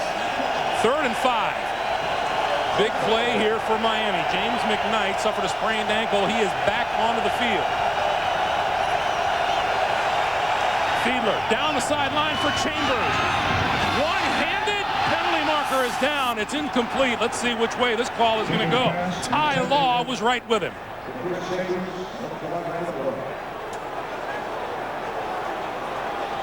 It's going to be against Law. Yeah, one thing you see a lot now by the Miami Dolphins. Pass interference, defense, number 24. Automatic first down. I've talked to Jay Fiedler about this. When he sees the defense, he sees this coverage where the corner is right next to Chris Chambers. He knows Chris Chambers is going deep, and I'm going to throw the football to him. And you can't, if you ran that back, you can see, though, Ty Law grabs the arm. It's a 1st and goal after a penalty, which is the equivalent of a 30-yard gain.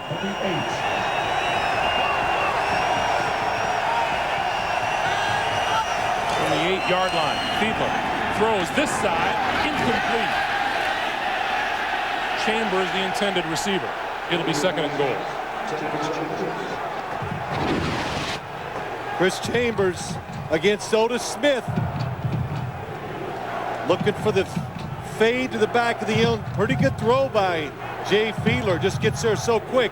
Chris Chambers doesn't react to it. Caught Otis Smith not looking at the football. Boy, you know, down here, Greg, so many times we've done Dolphin games. Arondé Gadsden was the focus of their passing game inside the 20-yard line. He is not playing today.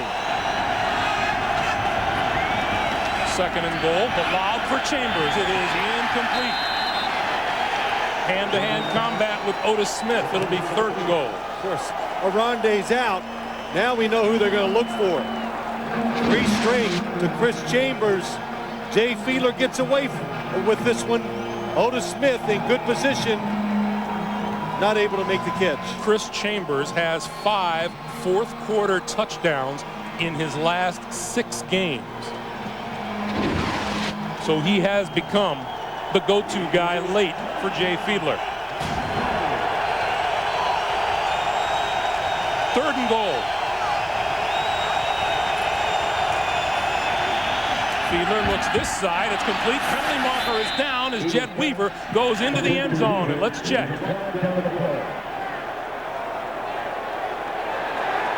This could be just like we've seen twice from the Patriots side. This time the call is against Miami as Lamar Smith and Brian Cox have exchanged words. Pass interference, number 82 of the offense. That's Jed Weaver. Penalty remains third down. The man who caught the pass. Now on this drive, the Pats defense has been guilty of penalties twice on third down. This time it's Miami. Well, there was a reason why he was wide open.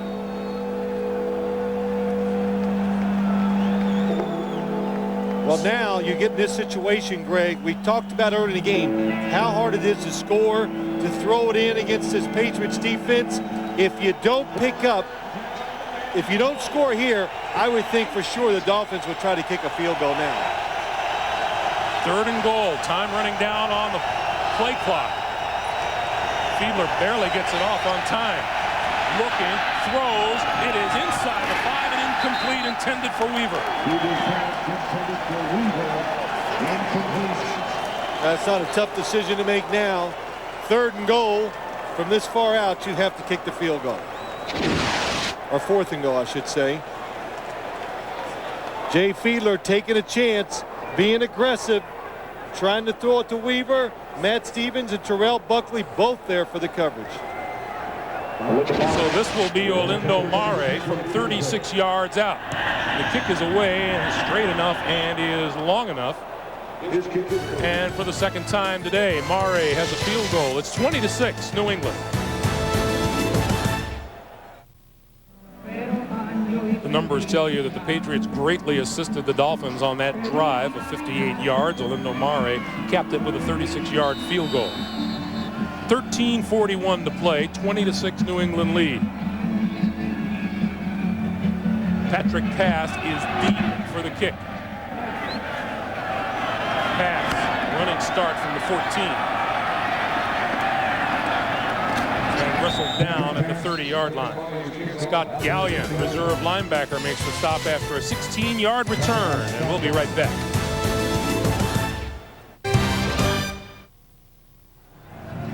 .32 to play here in the fourth quarter, and before you bail on the Miami Dolphins, keep in mind they have scored more points in the fourth quarter than any other team in the National Football League this season. 1st and 10, Patriots at the 30.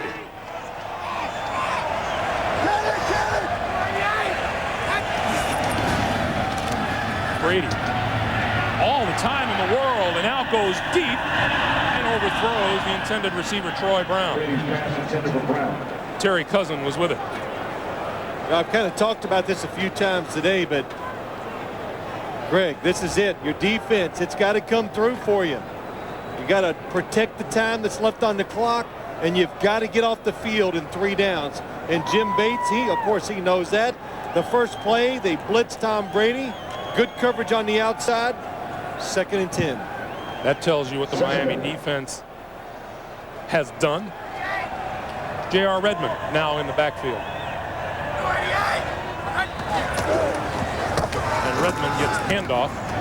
and is out to the 33 or 34 yard line. And the Miami defense, it appears, will have to go the rest of the way without the rookie Moreland Greenwood, outside linebacker, who has suffered a dislocated left shoulder. Or Derek Rogers, I'm sorry, the other linebacker, not Moreland Greenwood.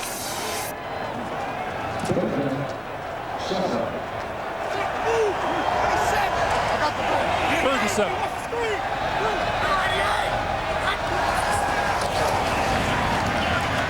Brady has it batted into the air, and it's incomplete. Number 96, David Bowens, was in there. You can just feel the difference, how it's the momentum, the energy, the emotion, it's gone.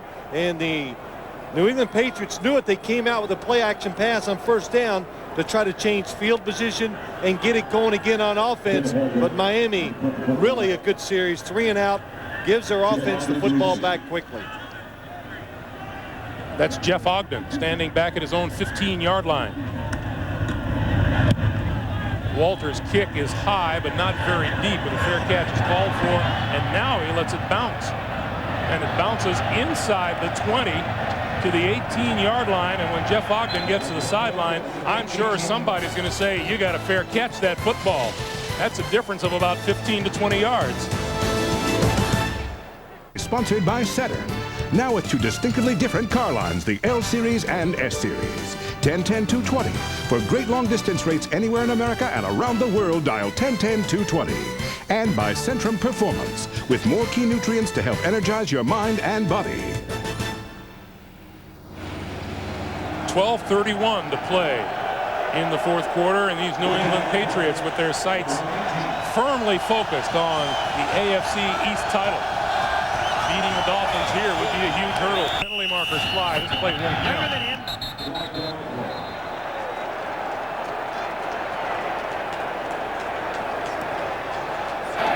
Prior to the snap, false start, 82 offense, 5-yard penalty, remains first down.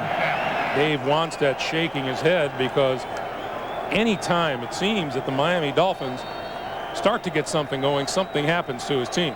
Yeah, they've made their penalties have been disastrous to their football team today. And when this is over, that'll be one of his biggest gripes.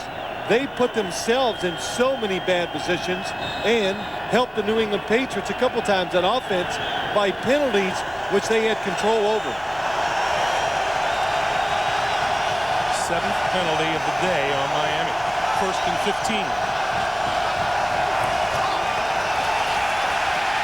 Fiedler over the middle, and that's complete to Weaver, and Weaver out across the 25-yard line.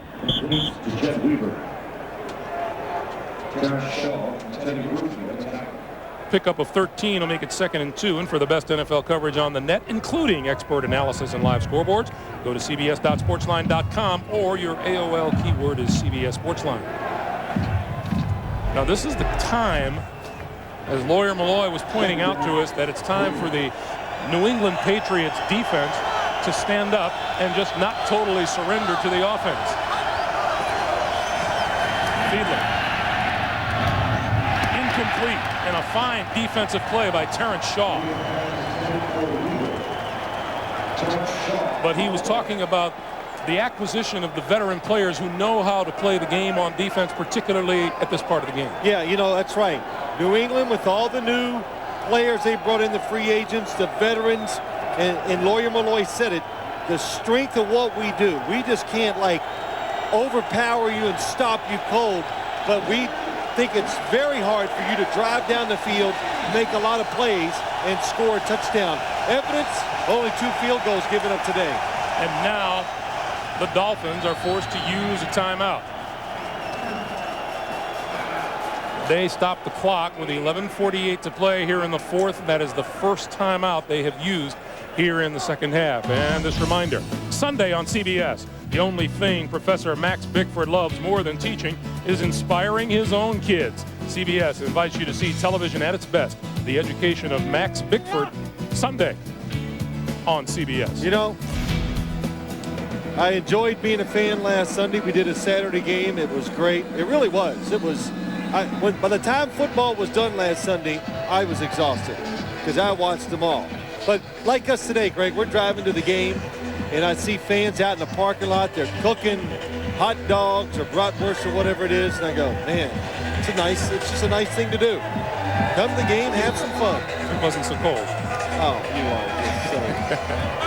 Yeah, just to let you know, we're out here in the cold. Greg's got a heater by his feet. It's about 1 inch away, but it's for both of us, right? Yeah. Thanks for sharing. 3rd and 2.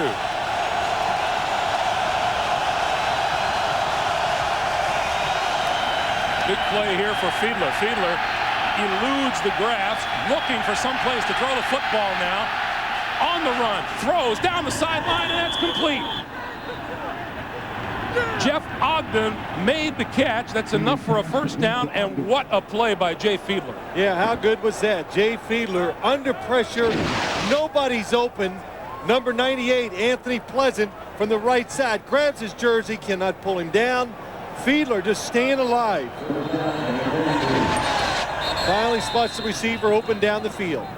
Prior to the snap, New England takes its first charge team timeout. So the Patriots take their first timeout. 11.5 to play in the 4th quarter, and Miami desperately trying to get back in it. About the country. Tonight, it's 2 full hours of holiday joy. Santa Wars, you got 2 battling over the same turf. Show some respect. Don't miss a very merry district. CBS Tonight. If you're on a nostalgia kick, so is 60 Minutes. And no one has more of it or does it better than they do. Starting this Sunday with Muhammad Ali. Boy, Jay Fiedler just staying alive. This gives the Miami Dolphins at least a chance to stay in the football game. Fiedler with the pass to Chambers, and Chambers on the way to the 40, the 30, the 20. Run out of bounds inside the 15-yard line by Lawyer Malloy. Little bubble screen to the near side, and boy, does he have some get up and go. Boy, does he have the speed. What execution. Watch Chambers from the outside. The block coming. Dedrick Ward, he third one, the offensive lineman. The left guard pulling out and making a terrific block. The Patriots had basically stopped the screen game by the Miami Dolphins today until that play. So Chambers, we've told you, 4th quarter seems to be his time of the day. And he is fast. On first down, Lamar Smith, right side, just short of the 10. Brandon Mitchell, Teddy Bruschi with the stop after a 3-yard gain. It's 2nd and 7. Now, both these teams have had red zone problems today. This is the 7th trip into the red zone by both teams, and only one has come away with a touchdown. Well, yeah, Miami struggles running the football, so I've always said this, Greg, once you get near the goal line, you got to be more creative in your play calling, because the defense knows they don't have to cover anything deep anymore. So it makes it harder to throw the football. 2nd and 7. Fiedler throws inside the 5 and complete at the 5-yard line to Chambers. Chambers was inside the 5-yard line, and his momentum brought him back to the 5. 10 minutes to play, 4th quarter. Boy, and Chris Chambers, as you watch this Dolphin team over the last 5-6 weeks, it's just every single week he becomes more of a factor, more of a focus, and he says, I even notice it now. The other team, they're paying a lot more attention to me than they did early in the year when I was just an unproven rookie. Big 3rd down play here, 3rd and 2. Fiedler on the move, pass, penalty marker is down. Wow, what a catch, what a throw. The only spot he could have let it go to.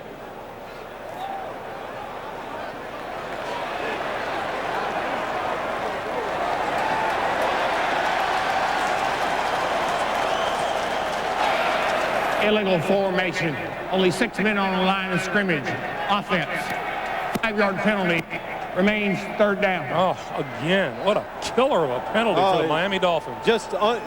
Greg, it's almost unforgivable, some of these penalties. Let's see if we can figure it out. Well, here it is. No wide receiver on this side is on the line of scrimmage. Tight end on this side. Somebody has to move up, cover the tackle. They don't do it. So instead of a 3rd and 2, or better yet, a 1st and goal, it's 3rd and 7. And you know, you can get away with that every time. All you have to do is look outside to the official and say, am I okay? And he'll give you a signal, yes. Or no. Or no, that's right. Then you move.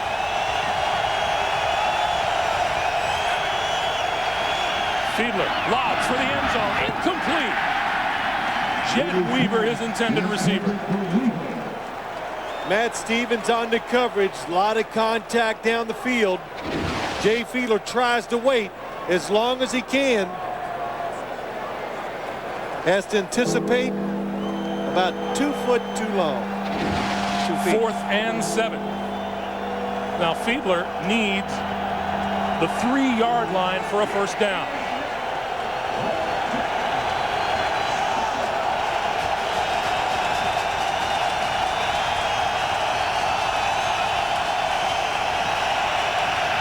Throws over the middle, and that's complete inside the 5 to Lamar Smith. Is that a loose football, or was he down? The officials looking at each other. No whistle, no point to the ground.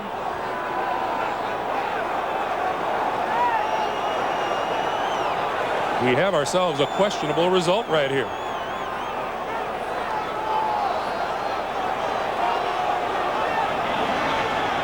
Jeff Triplett consults, and they say it's a fumble.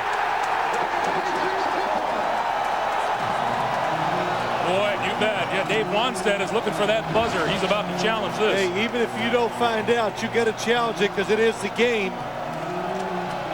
To Bucky Jones again. It's out. Just a solid hit. Twice today to Bucky Jones has made big hits to take the football away from receivers. And Lamar Smith, we are reviewing the ruling on the field of a catch and fumble recovered by New England. About another half second, and it looked like the Patriots had themselves, or the Dolphins had themselves, a 1st and goal. Going to Bucky Jones. He is one of the bigger safeties in the National Football League.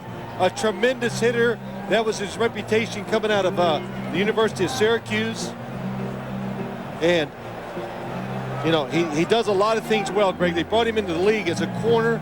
Now he plays safety, and he's so valuable. Let's watch the play again. He's so valuable on special teams that they take him out sometimes on defense just to rest him for those reasons. And you can see the football is coming out as Lamar Smith is going down. The uproar you hear in the stadium, the fans have just seen it on the screen. And they just heard he saw it again.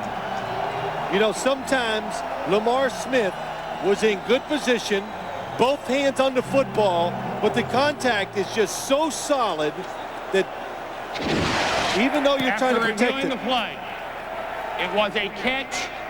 The receiver was hit. The ball slipped out under his waist before his rear end hit the ground. Therefore, the ruling on the field stands. It is a fumble. 1st and 10, New England. You know, Jeff Triplett probably does as good a job of explaining a situation as anyone we've come across in the National Football League.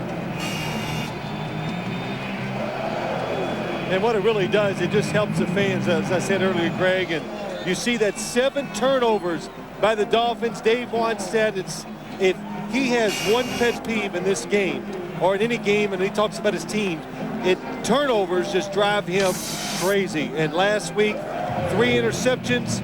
This week, 2 huge fumbles.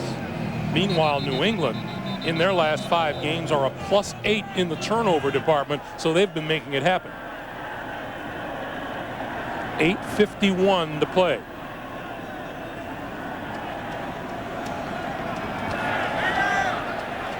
Now, what the Dolphins need now is a quick turnover of their own. Well, what the Patriots said they wanted, long drives by the Dolphins. Let's see if they can do it without making a mistake. They have it. Penalty markers fly as Antoine Smith gets the handoff and is wrapped up at the 3-yard line. And it would appear that a Dolphin was offside. Still plenty of time. The Dolphins have got to be careful. Don't. See what it is. Offside defense, number 58. 5-yard penalty. Remains first down. Well, Dave Wanstead has done a lot of that today, hasn't he? Stood on the sideline shaking his head. I was going to say, Greg, you got 8:45 to go. You still have one timeout. You can get the football back at least 2 times. Don't overcommit on defense. Don't give up a cheap play. Don't commit an offsides penalty. It's now 1st and 5. Smith to the 14, the 15-yard line, and a first down. Zach Thomas with the tackle, but Antoine Smith has done the job on the ground game today. Boy, he has the tackles. Well, the whole offensive line for the New England Patriots just getting some movement, and Antoine Smith is just barreling ahead for some good yards. 148 rushing yards on the day, a career high for Antoine Smith. And, you know, it bears repeating.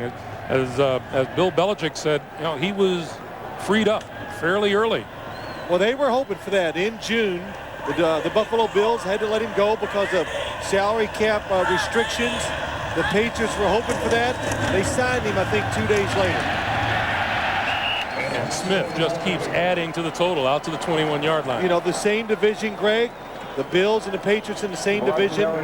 They knew what Antoine Smith, what he could do. And, of course, Antoine Smith knew he was in trouble, too. With the Bills, he started looking around the league going, where can I go? Where can I play? And what fits me? He knew the Patriots were a good fit for him. Don't you wonder where this game might be if he didn't have that bad right leg for most of the day? 7:15 to play in the 4th. 66. And J.R. Redmond has come on now for Antoine Smith. Redmond tries the left side and is stood up at the 20. Zach Thomas. Well, we haven't heard his name a lot today, Zach Thomas. I did ask him, Daryl Gardner not being there, has it hurt you as far as your ability to run around and make tackles?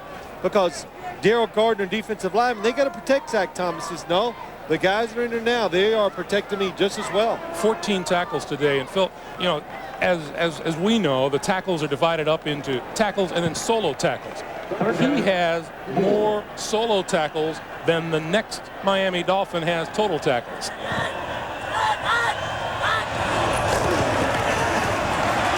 Left side, and has a first down across the 25-yard line. Brian Walker brought him down, but not before he picked up the first down. You know, that is just, that's a commitment to what the system is about with the New England Patriots. They teach their runners a certain way to run. That time it was J.R. Redmond, but a good example how important a yard is. Brian Walker has him stopped short of the first down because they're taught to run hard like that. Don't dance around. He picks up the first down. Keeps the sticks moving. 20 first downs on the day for the Patriots. And a season high 194 rushing yards for New England. Smith gets a couple out of a nothing play there. Yeah, and as you watch this game today, you know, I'm just sitting here thinking about the overall game. I'm thinking, well, to make it simple, the Patriots just managed the game, I think, better. They didn't commit the fouls. They didn't do some of the silly things that keep the other team's drive going. They protected the clock. They came up with a few key calls in the right situation to put their team ahead. One, the pass to the quarterback, and that's been the difference. Dolphins not playing under control the way you would expect the 9-4 team to do it. So that's wrapped up, and it'll be a third down. We told you earlier that the Miami Dolphins could clinch a playoff spot with a victory today. That's not going to happen. We'll outline the playoff possibilities for the New England Patriots when we come back. CBS is sponsored by American Express, wishing you all the best this holiday season. And by Selsun Blue Shampoo, to help keep your dandruff from sending the wrong signals.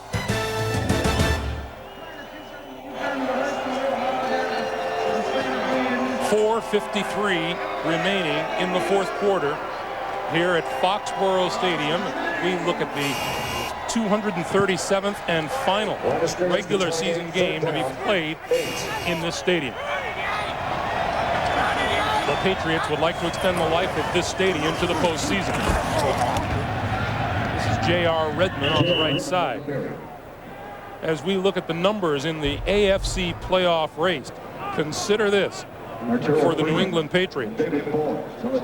A win today and a New York Jet loss will give them a playoff berth.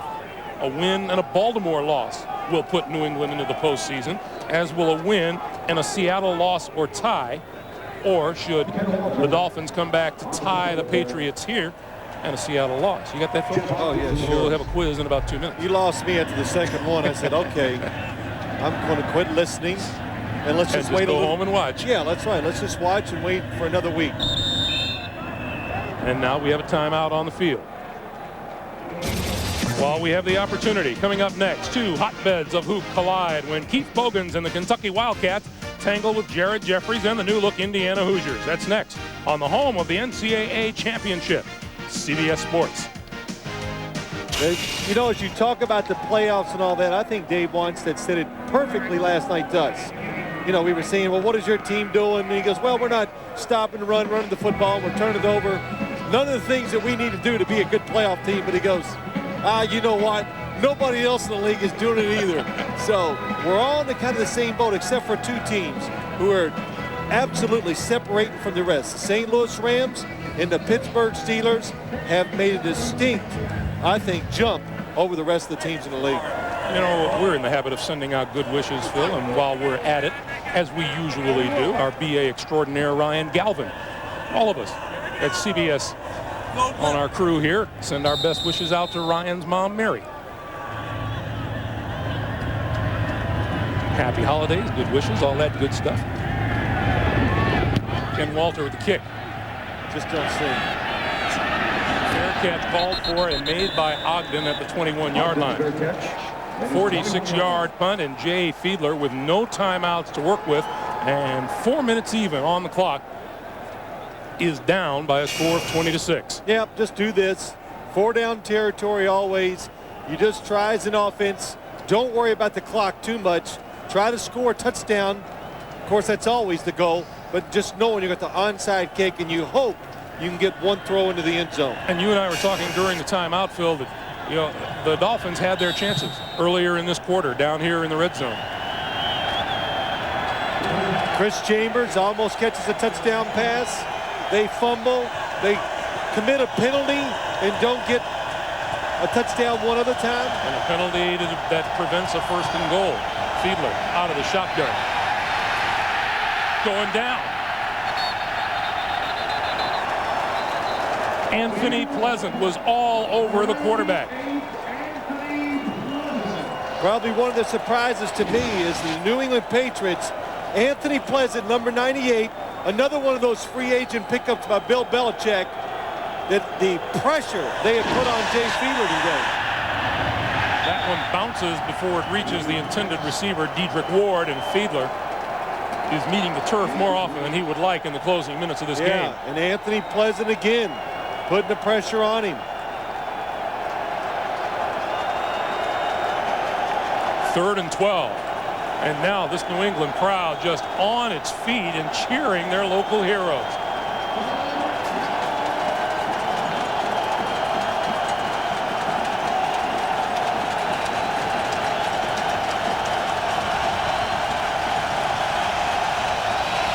On the draw to Travis Minor.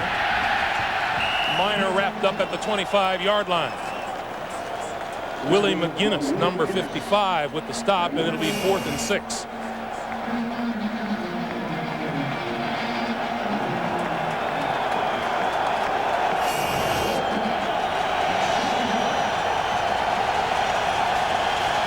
Fiedler on 4th down, steps up, over the middle, that's complete. Across the 40, out to the 45-yard line to James McKnight, and that's enough for a Miami first down. Remember, the Dolphins out of timeouts. Nice job by Jay Fiedler. Look to his right and then just wheel and spots McKnight to his left side and makes a perfect throw. First down, far side of the field, and that's complete to the 35-yard line in Chambers.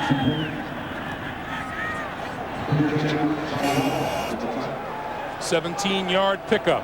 Another good throw. Bill Belichick Trying to be smart with his defense, not taking any chances. Fiedler looking, dancing, and now is going to run. Tripped up at the 35 and down at the 33, Roman Pfeiffer. Another one of those veterans that Bill Belichick had brought in and has really helped to fill the bill on defense. Yeah, he's played well this season. We talked about Anthony Pleasant.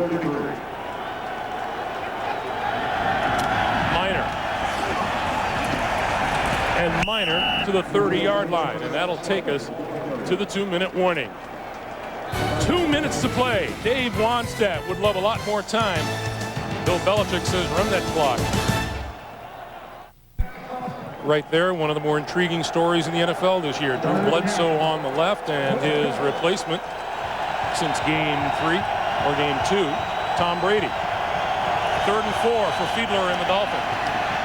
To the near side of the field, and that is complete and out of bounds now to James McKnight. You know, Greg, this game is not over yet, but just to go back to Drew Bledsoe and Tom Brady real quick. Tom Brady said it perfectly. Oh, and so did Laurie Malloy. Drew Bledsoe has handled this situation so well that it's enabled his team to go on and keep winning and not be a disruptive force. And, you know, Drew Bledsoe has been so successful. It's really a credit to him. And we should be proud of the way he's handled a very, very tough situation. Here comes the blitz on Fiedler. Fiedler throws incomplete. Too high for Ogden to handle, and there's marker down. Right in the middle of the field. Dedrick Ward was held by Terrence Shaw. C.J. Fiedler trickling a little blood around the nose. Holding, 22 defense. 5-yard penalty, automatic first down. Shaw, the offender. Yeah, I thought I saw Jay Fiedler's nose bleeding earlier, but Terrence Shaw, he's there. There's Dedrick Ward, number 87. Yep, just pulls him down. Contact too long. First down, Fiedler throws, and that one's complete inside the 15 to Chambers. What a catch. 2nd and 1. Chambers 124 receiving yards on the day, 76 of them here in the 4th quarter. Here comes the blitz. Fiedler throws. It is touchdown. Jeff Ogden made the catch in the end zone with 1:28 to play. Nice drive by the Dolphins. Jay Fiedler has been on target today, has played a very good football game, throwing the ball with authority and accuracy, just drills it in before Otis Smith turns and looks for the football. Chambers coming off the field with a little bit of a limp. Well, the receiving core for the Dolphins is getting beat up. Miami's first touchdown in its last 20 drives. Mare's kick is good. His kick is good. That makes it a 20-13 ball game as Chambers is 10-2 on the sideline. Let's go back to the touchdown. Touchdown, Jay Fiedler just sees the coverage. Only one defender outside, throws a line drive. Ogden, nice catch. Meanwhile, on the very top of your screen is 84, Chris Chambers, and boy, he didn't even get hit, just pulled up limping. Yeah, it was hurting from the play before.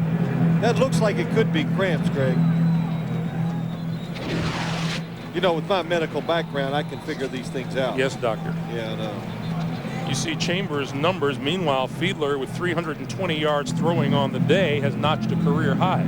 Yeah, he has thrown the football well. Three times. What am I kidding? Lamar Smith fumbling inside about the 2-yard line. Jed Weaver fumbling early in the game at midfield. The touchdown to Jed Weaver called back. So Jay Fiedler has given his football team and the Miami Dolphins many chances to be in it. Played well enough for them to win today. Some of his teammates didn't. Meanwhile, for Jeff Ogden, that was the first career receiving touchdown for him. He has scored on punt returns, but first touchdown catch of his career. Well, Linde Mari is very, very good at the style of onside kicks that he does. He can come back, kick it really hard, and he can go straight up in the air and allows his team a chance to get down underneath it. Well, with no timeouts remaining, the Dolphins need the ball back, and here we go. Popped up into the air, and oh, what a grab by Fred Coleman, and he was hit right away. Scramble for the ball on the near side, but it's going to belong to New England.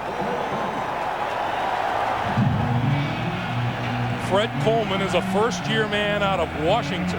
He went up and made the grab that was critical to this New England team, but oh, what a hit he took. There's the kick, one hop straight up in the air.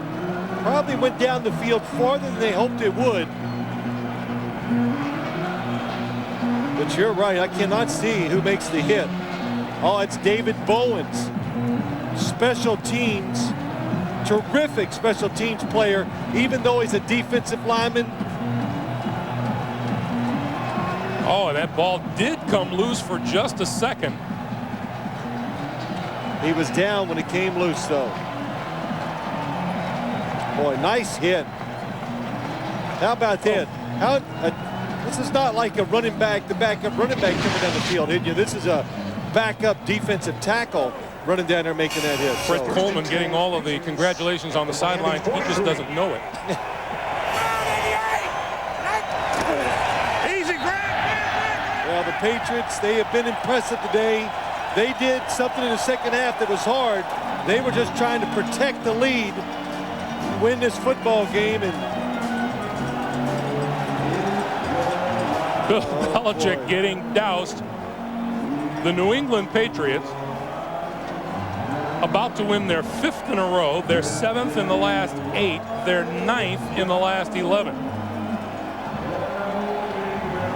And it's going to bring to a close 3 decades of football here in Foxborough, Massachusetts, in this stadium.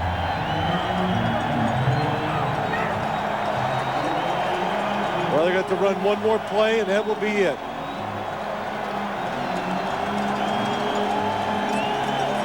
You know, Greg, we got the sense when we're up here. It's a team. They're together.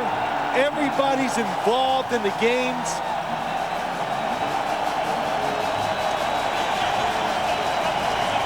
And it's a team that came together after a slow start. A 1-3 start for these New England Patriots. And now Bill Belichick leads the charge onto the field as his Patriots move to 10-5 on the year.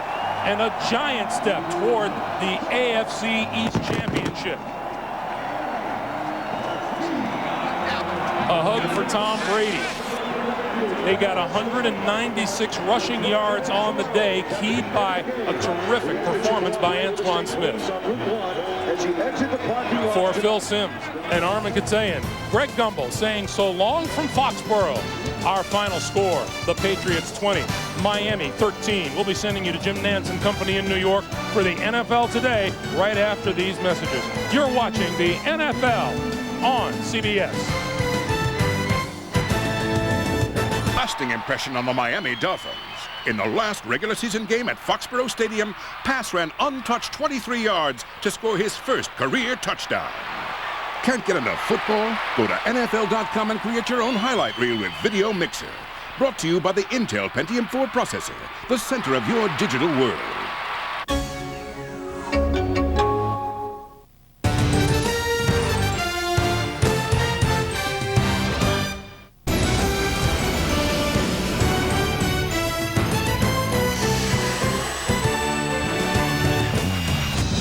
Welcome back to our Manhattan studios. A big win by the Patriots up at Foxborough. Jim Nantz with you, along with Mike Ditka, Randy Cross, and Jerry Glanville. They're celebrating out there at Foxborough Stadium as the players, in fact, circled the stadium field and high-fived it with all the fans there. Perhaps the last game ever at Foxborough Stadium unless they host a playoff game. And there they are, Tom Brady and company, David Patton. There's Lawyer Malloy, and the Patriots now with a 5th straight win today. And the key really was, Jim, the running game of New England and the way Bill Belichick's football team has completely changed their personality. This was a passing team that hoped they could stop you. Now they stuff you and run the ball at you. Without question, but I think a big play was that safety for the Patriots, knocking that ball loose at the one. Bucky Jones. What a great hit. 2 key turnovers, time of possession, run the ball. When you run the ball for 196 yards, only pass it for 118, you're doing something right. Hey, one thing about the Patriots, when we were charting them in there, their first deep pass was 3:36 minutes left in the 3rd quarter. That was it for the day. Who talked about that before the I think it was you, Big Buddy. And watching this game with you three, you all remarked about how much better this Patriots defense really is than people have been given credit for. All right, we're going to go out live, in fact, now to Foxborough, and Armin Gatan is standing by with Tom Brady. Now 10-3 as a starter. Take it away, Armin. Thank you, Jim. Tom, just some scene here. Just tell us about it. You were just unbelievable moment with the fans. Yeah, there's a lot of excitement. We've had a tough time beating the Dolphins the last couple of years, so it's good to get them at our house. It was a big win, and hopefully we can keep it rolling in Carolina in a couple of weeks. Terrific overall performance by the team today. Antoine, and your defense came up big. Yeah, they continue to play well. That's, you know, the heart of the team. Our defense continues to play well. They make it awful easy for our offense. What about you? Just some sort of Cinderella season for you, being in this position now, this late in the year. Yeah, well, in a sense, yeah, it is. But I realize, you know, if we want to go where we want to go, I got to continue to play a lot better each week, play more consistent, and you know, if that happens, this team, as you can see, I mean, it's a lot of support behind it. We go a long way. Can you imagine anything more special than this time, last regular season game, and this kind of scene that we're seeing right now? Yeah, it's pretty exciting for the fans. You know, they're such rabid sports fans around here. You know, they love the Patriots and they love all their teams. They support them all, so it's good to come out and win for them. All right, Tom, thank you. Jim, I haven't seen much like this in 4 years. Back to you. And now the Patriots can qualify for the playoffs tomorrow if one of 3 teams lose. If the Jets fall to the Colts, the Patriots would be in. The Ravens, if they were to lose to the Bengals, or Seattle to lose to the Giants. One of those 3 occasions tomorrow, and the Patriots would be in the playoffs. 5 straight wins. They're now 10-5 on the season. When we come back, Jill Arrington in San Francisco. The Eagles are taking on the Niners shortly. We'll be right back. Taking on the Indiana Hoosiers. Great rivalry game coming your way on CBS here at the top of the hour, just minutes away.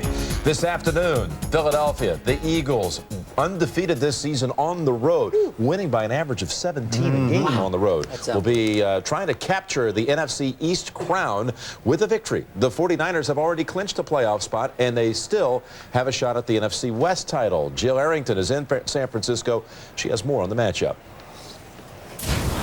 Jim, as you can see, it's still rainy and wet here in San Francisco, but the question on everyone's mind is, will quarterback Jeff Garcia play today? The answer is yes. I just talked to him, and he says he will start with those sore ribs on the right side. He'll be wearing a flak jacket to help protect him. He's ready to do what it takes to help lead the San Francisco offense, but don't forget about the heavy-duty San Francisco defense. You can just see the emotion they play with. And when they involve their safeties into the box to try to stop the run, play a little man-to-man coverage, that shows the confidence in their corners. So I think one thing we have to do is just continue to come with a balanced attack. They've got young guys in there that are just flying around, mixed with those couple of veteran guys up front. And, you know, Mora does a very nice job with mixing in the fire zones and the blitzes, and that's a great challenge for us offensively. If you get in there, you get after McNabb, are you afraid or concerned of what he can do when he gets out of the pocket? Oh, he is dangerous throwing the ball. I think he's really developed into a good quarterback, and also he's a deadly weapon running the ball, so we have to be aware of that and try to contain him as much as we can. Their offense is very capable anytime you have a Donovan McNabb. They're a good road team. They haven't lost on the road. You know, so there's a lot of concerns. The health of Jeff Garcia and some of our players, but we've had a good week of practice. The team's confident. We're ready to roll. It should be a heck of a game. Well, I think it's going to be a great football game. This is why we're in the business, and I think Steve would tell you the same thing, that it's fun. You know, it's a great challenge for both teams, and they're two good football teams. We're far enough along in the season where we can say that, and hey, we're going to battle, and that's what it's all about. In talking to Coach Mariucci, he said they only passed the ball 4 times in the whole second half of last week's game. Well, due to the weather today and the condition of quarterback Jeff Garcia, we could see a lot of running plays, and that's just the type of football you like, Coach Ditka. Well, I like it, but I tell you what, just the opposite. Randy said it's raining out there. The field's wet. They have very slippery field. That gives a big advantage to the receivers. They know where they're going. The defensive backs don't. I expect to see them throwing the ball a little bit more. Well, Philadelphia has to do it against that Niner defense. They have to throw the ball. You can't throw the ball against San Francisco, and San Francisco come out running. And Mike, you made a great point, because I can tell you from personal experience on that swamp, when it rains and it gets wet, the players who know where they're going have a distinct advantage, because that might be the worst grass surface in the league. And speaking about the swamp, we got Jim and we got Randy and myself. We lost you, Coach, for IR during the year, and we wanted to give you a dinky dude, and your name's on the back. Show them the back. Got your name. That's a Christmas gift from us 3 for you going on IR. That's the second year in a row Jerry's picked off ornaments out of the studio. That's how he shops. Claimed them as his own. Thank you very much. What a thoughtful guy he is. We'll come back. More on the NFL Today in a moment.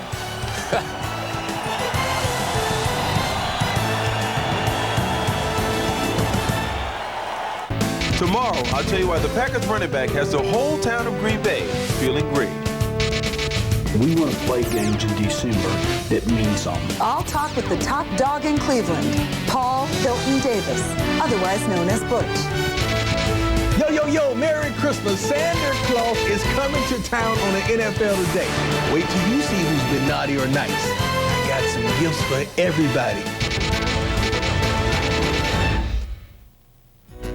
Sanders Claus and, yes, even his elves will be here tomorrow at 12 noon Eastern time with the NFL Today. Doubleheader day on CBS. Early, pretty even split here. Some will see Seattle against the Giants, Bengals, Baltimore, Jags up there at Minnesota, San Diego, Kansas City, Buffalo, Atlanta. Check your local listings. Everybody, that doubleheader game is Cleveland against Green Bay. But in Foxborough, look at this.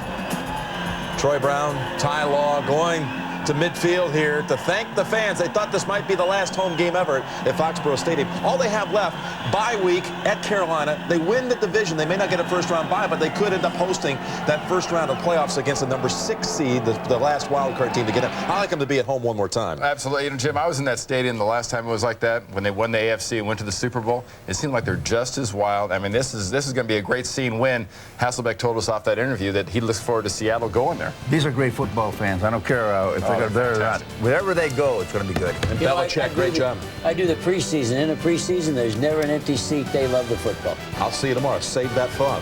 Basketball is next. See you tomorrow, 12 noon on the NFL Today. Thanks for being with us.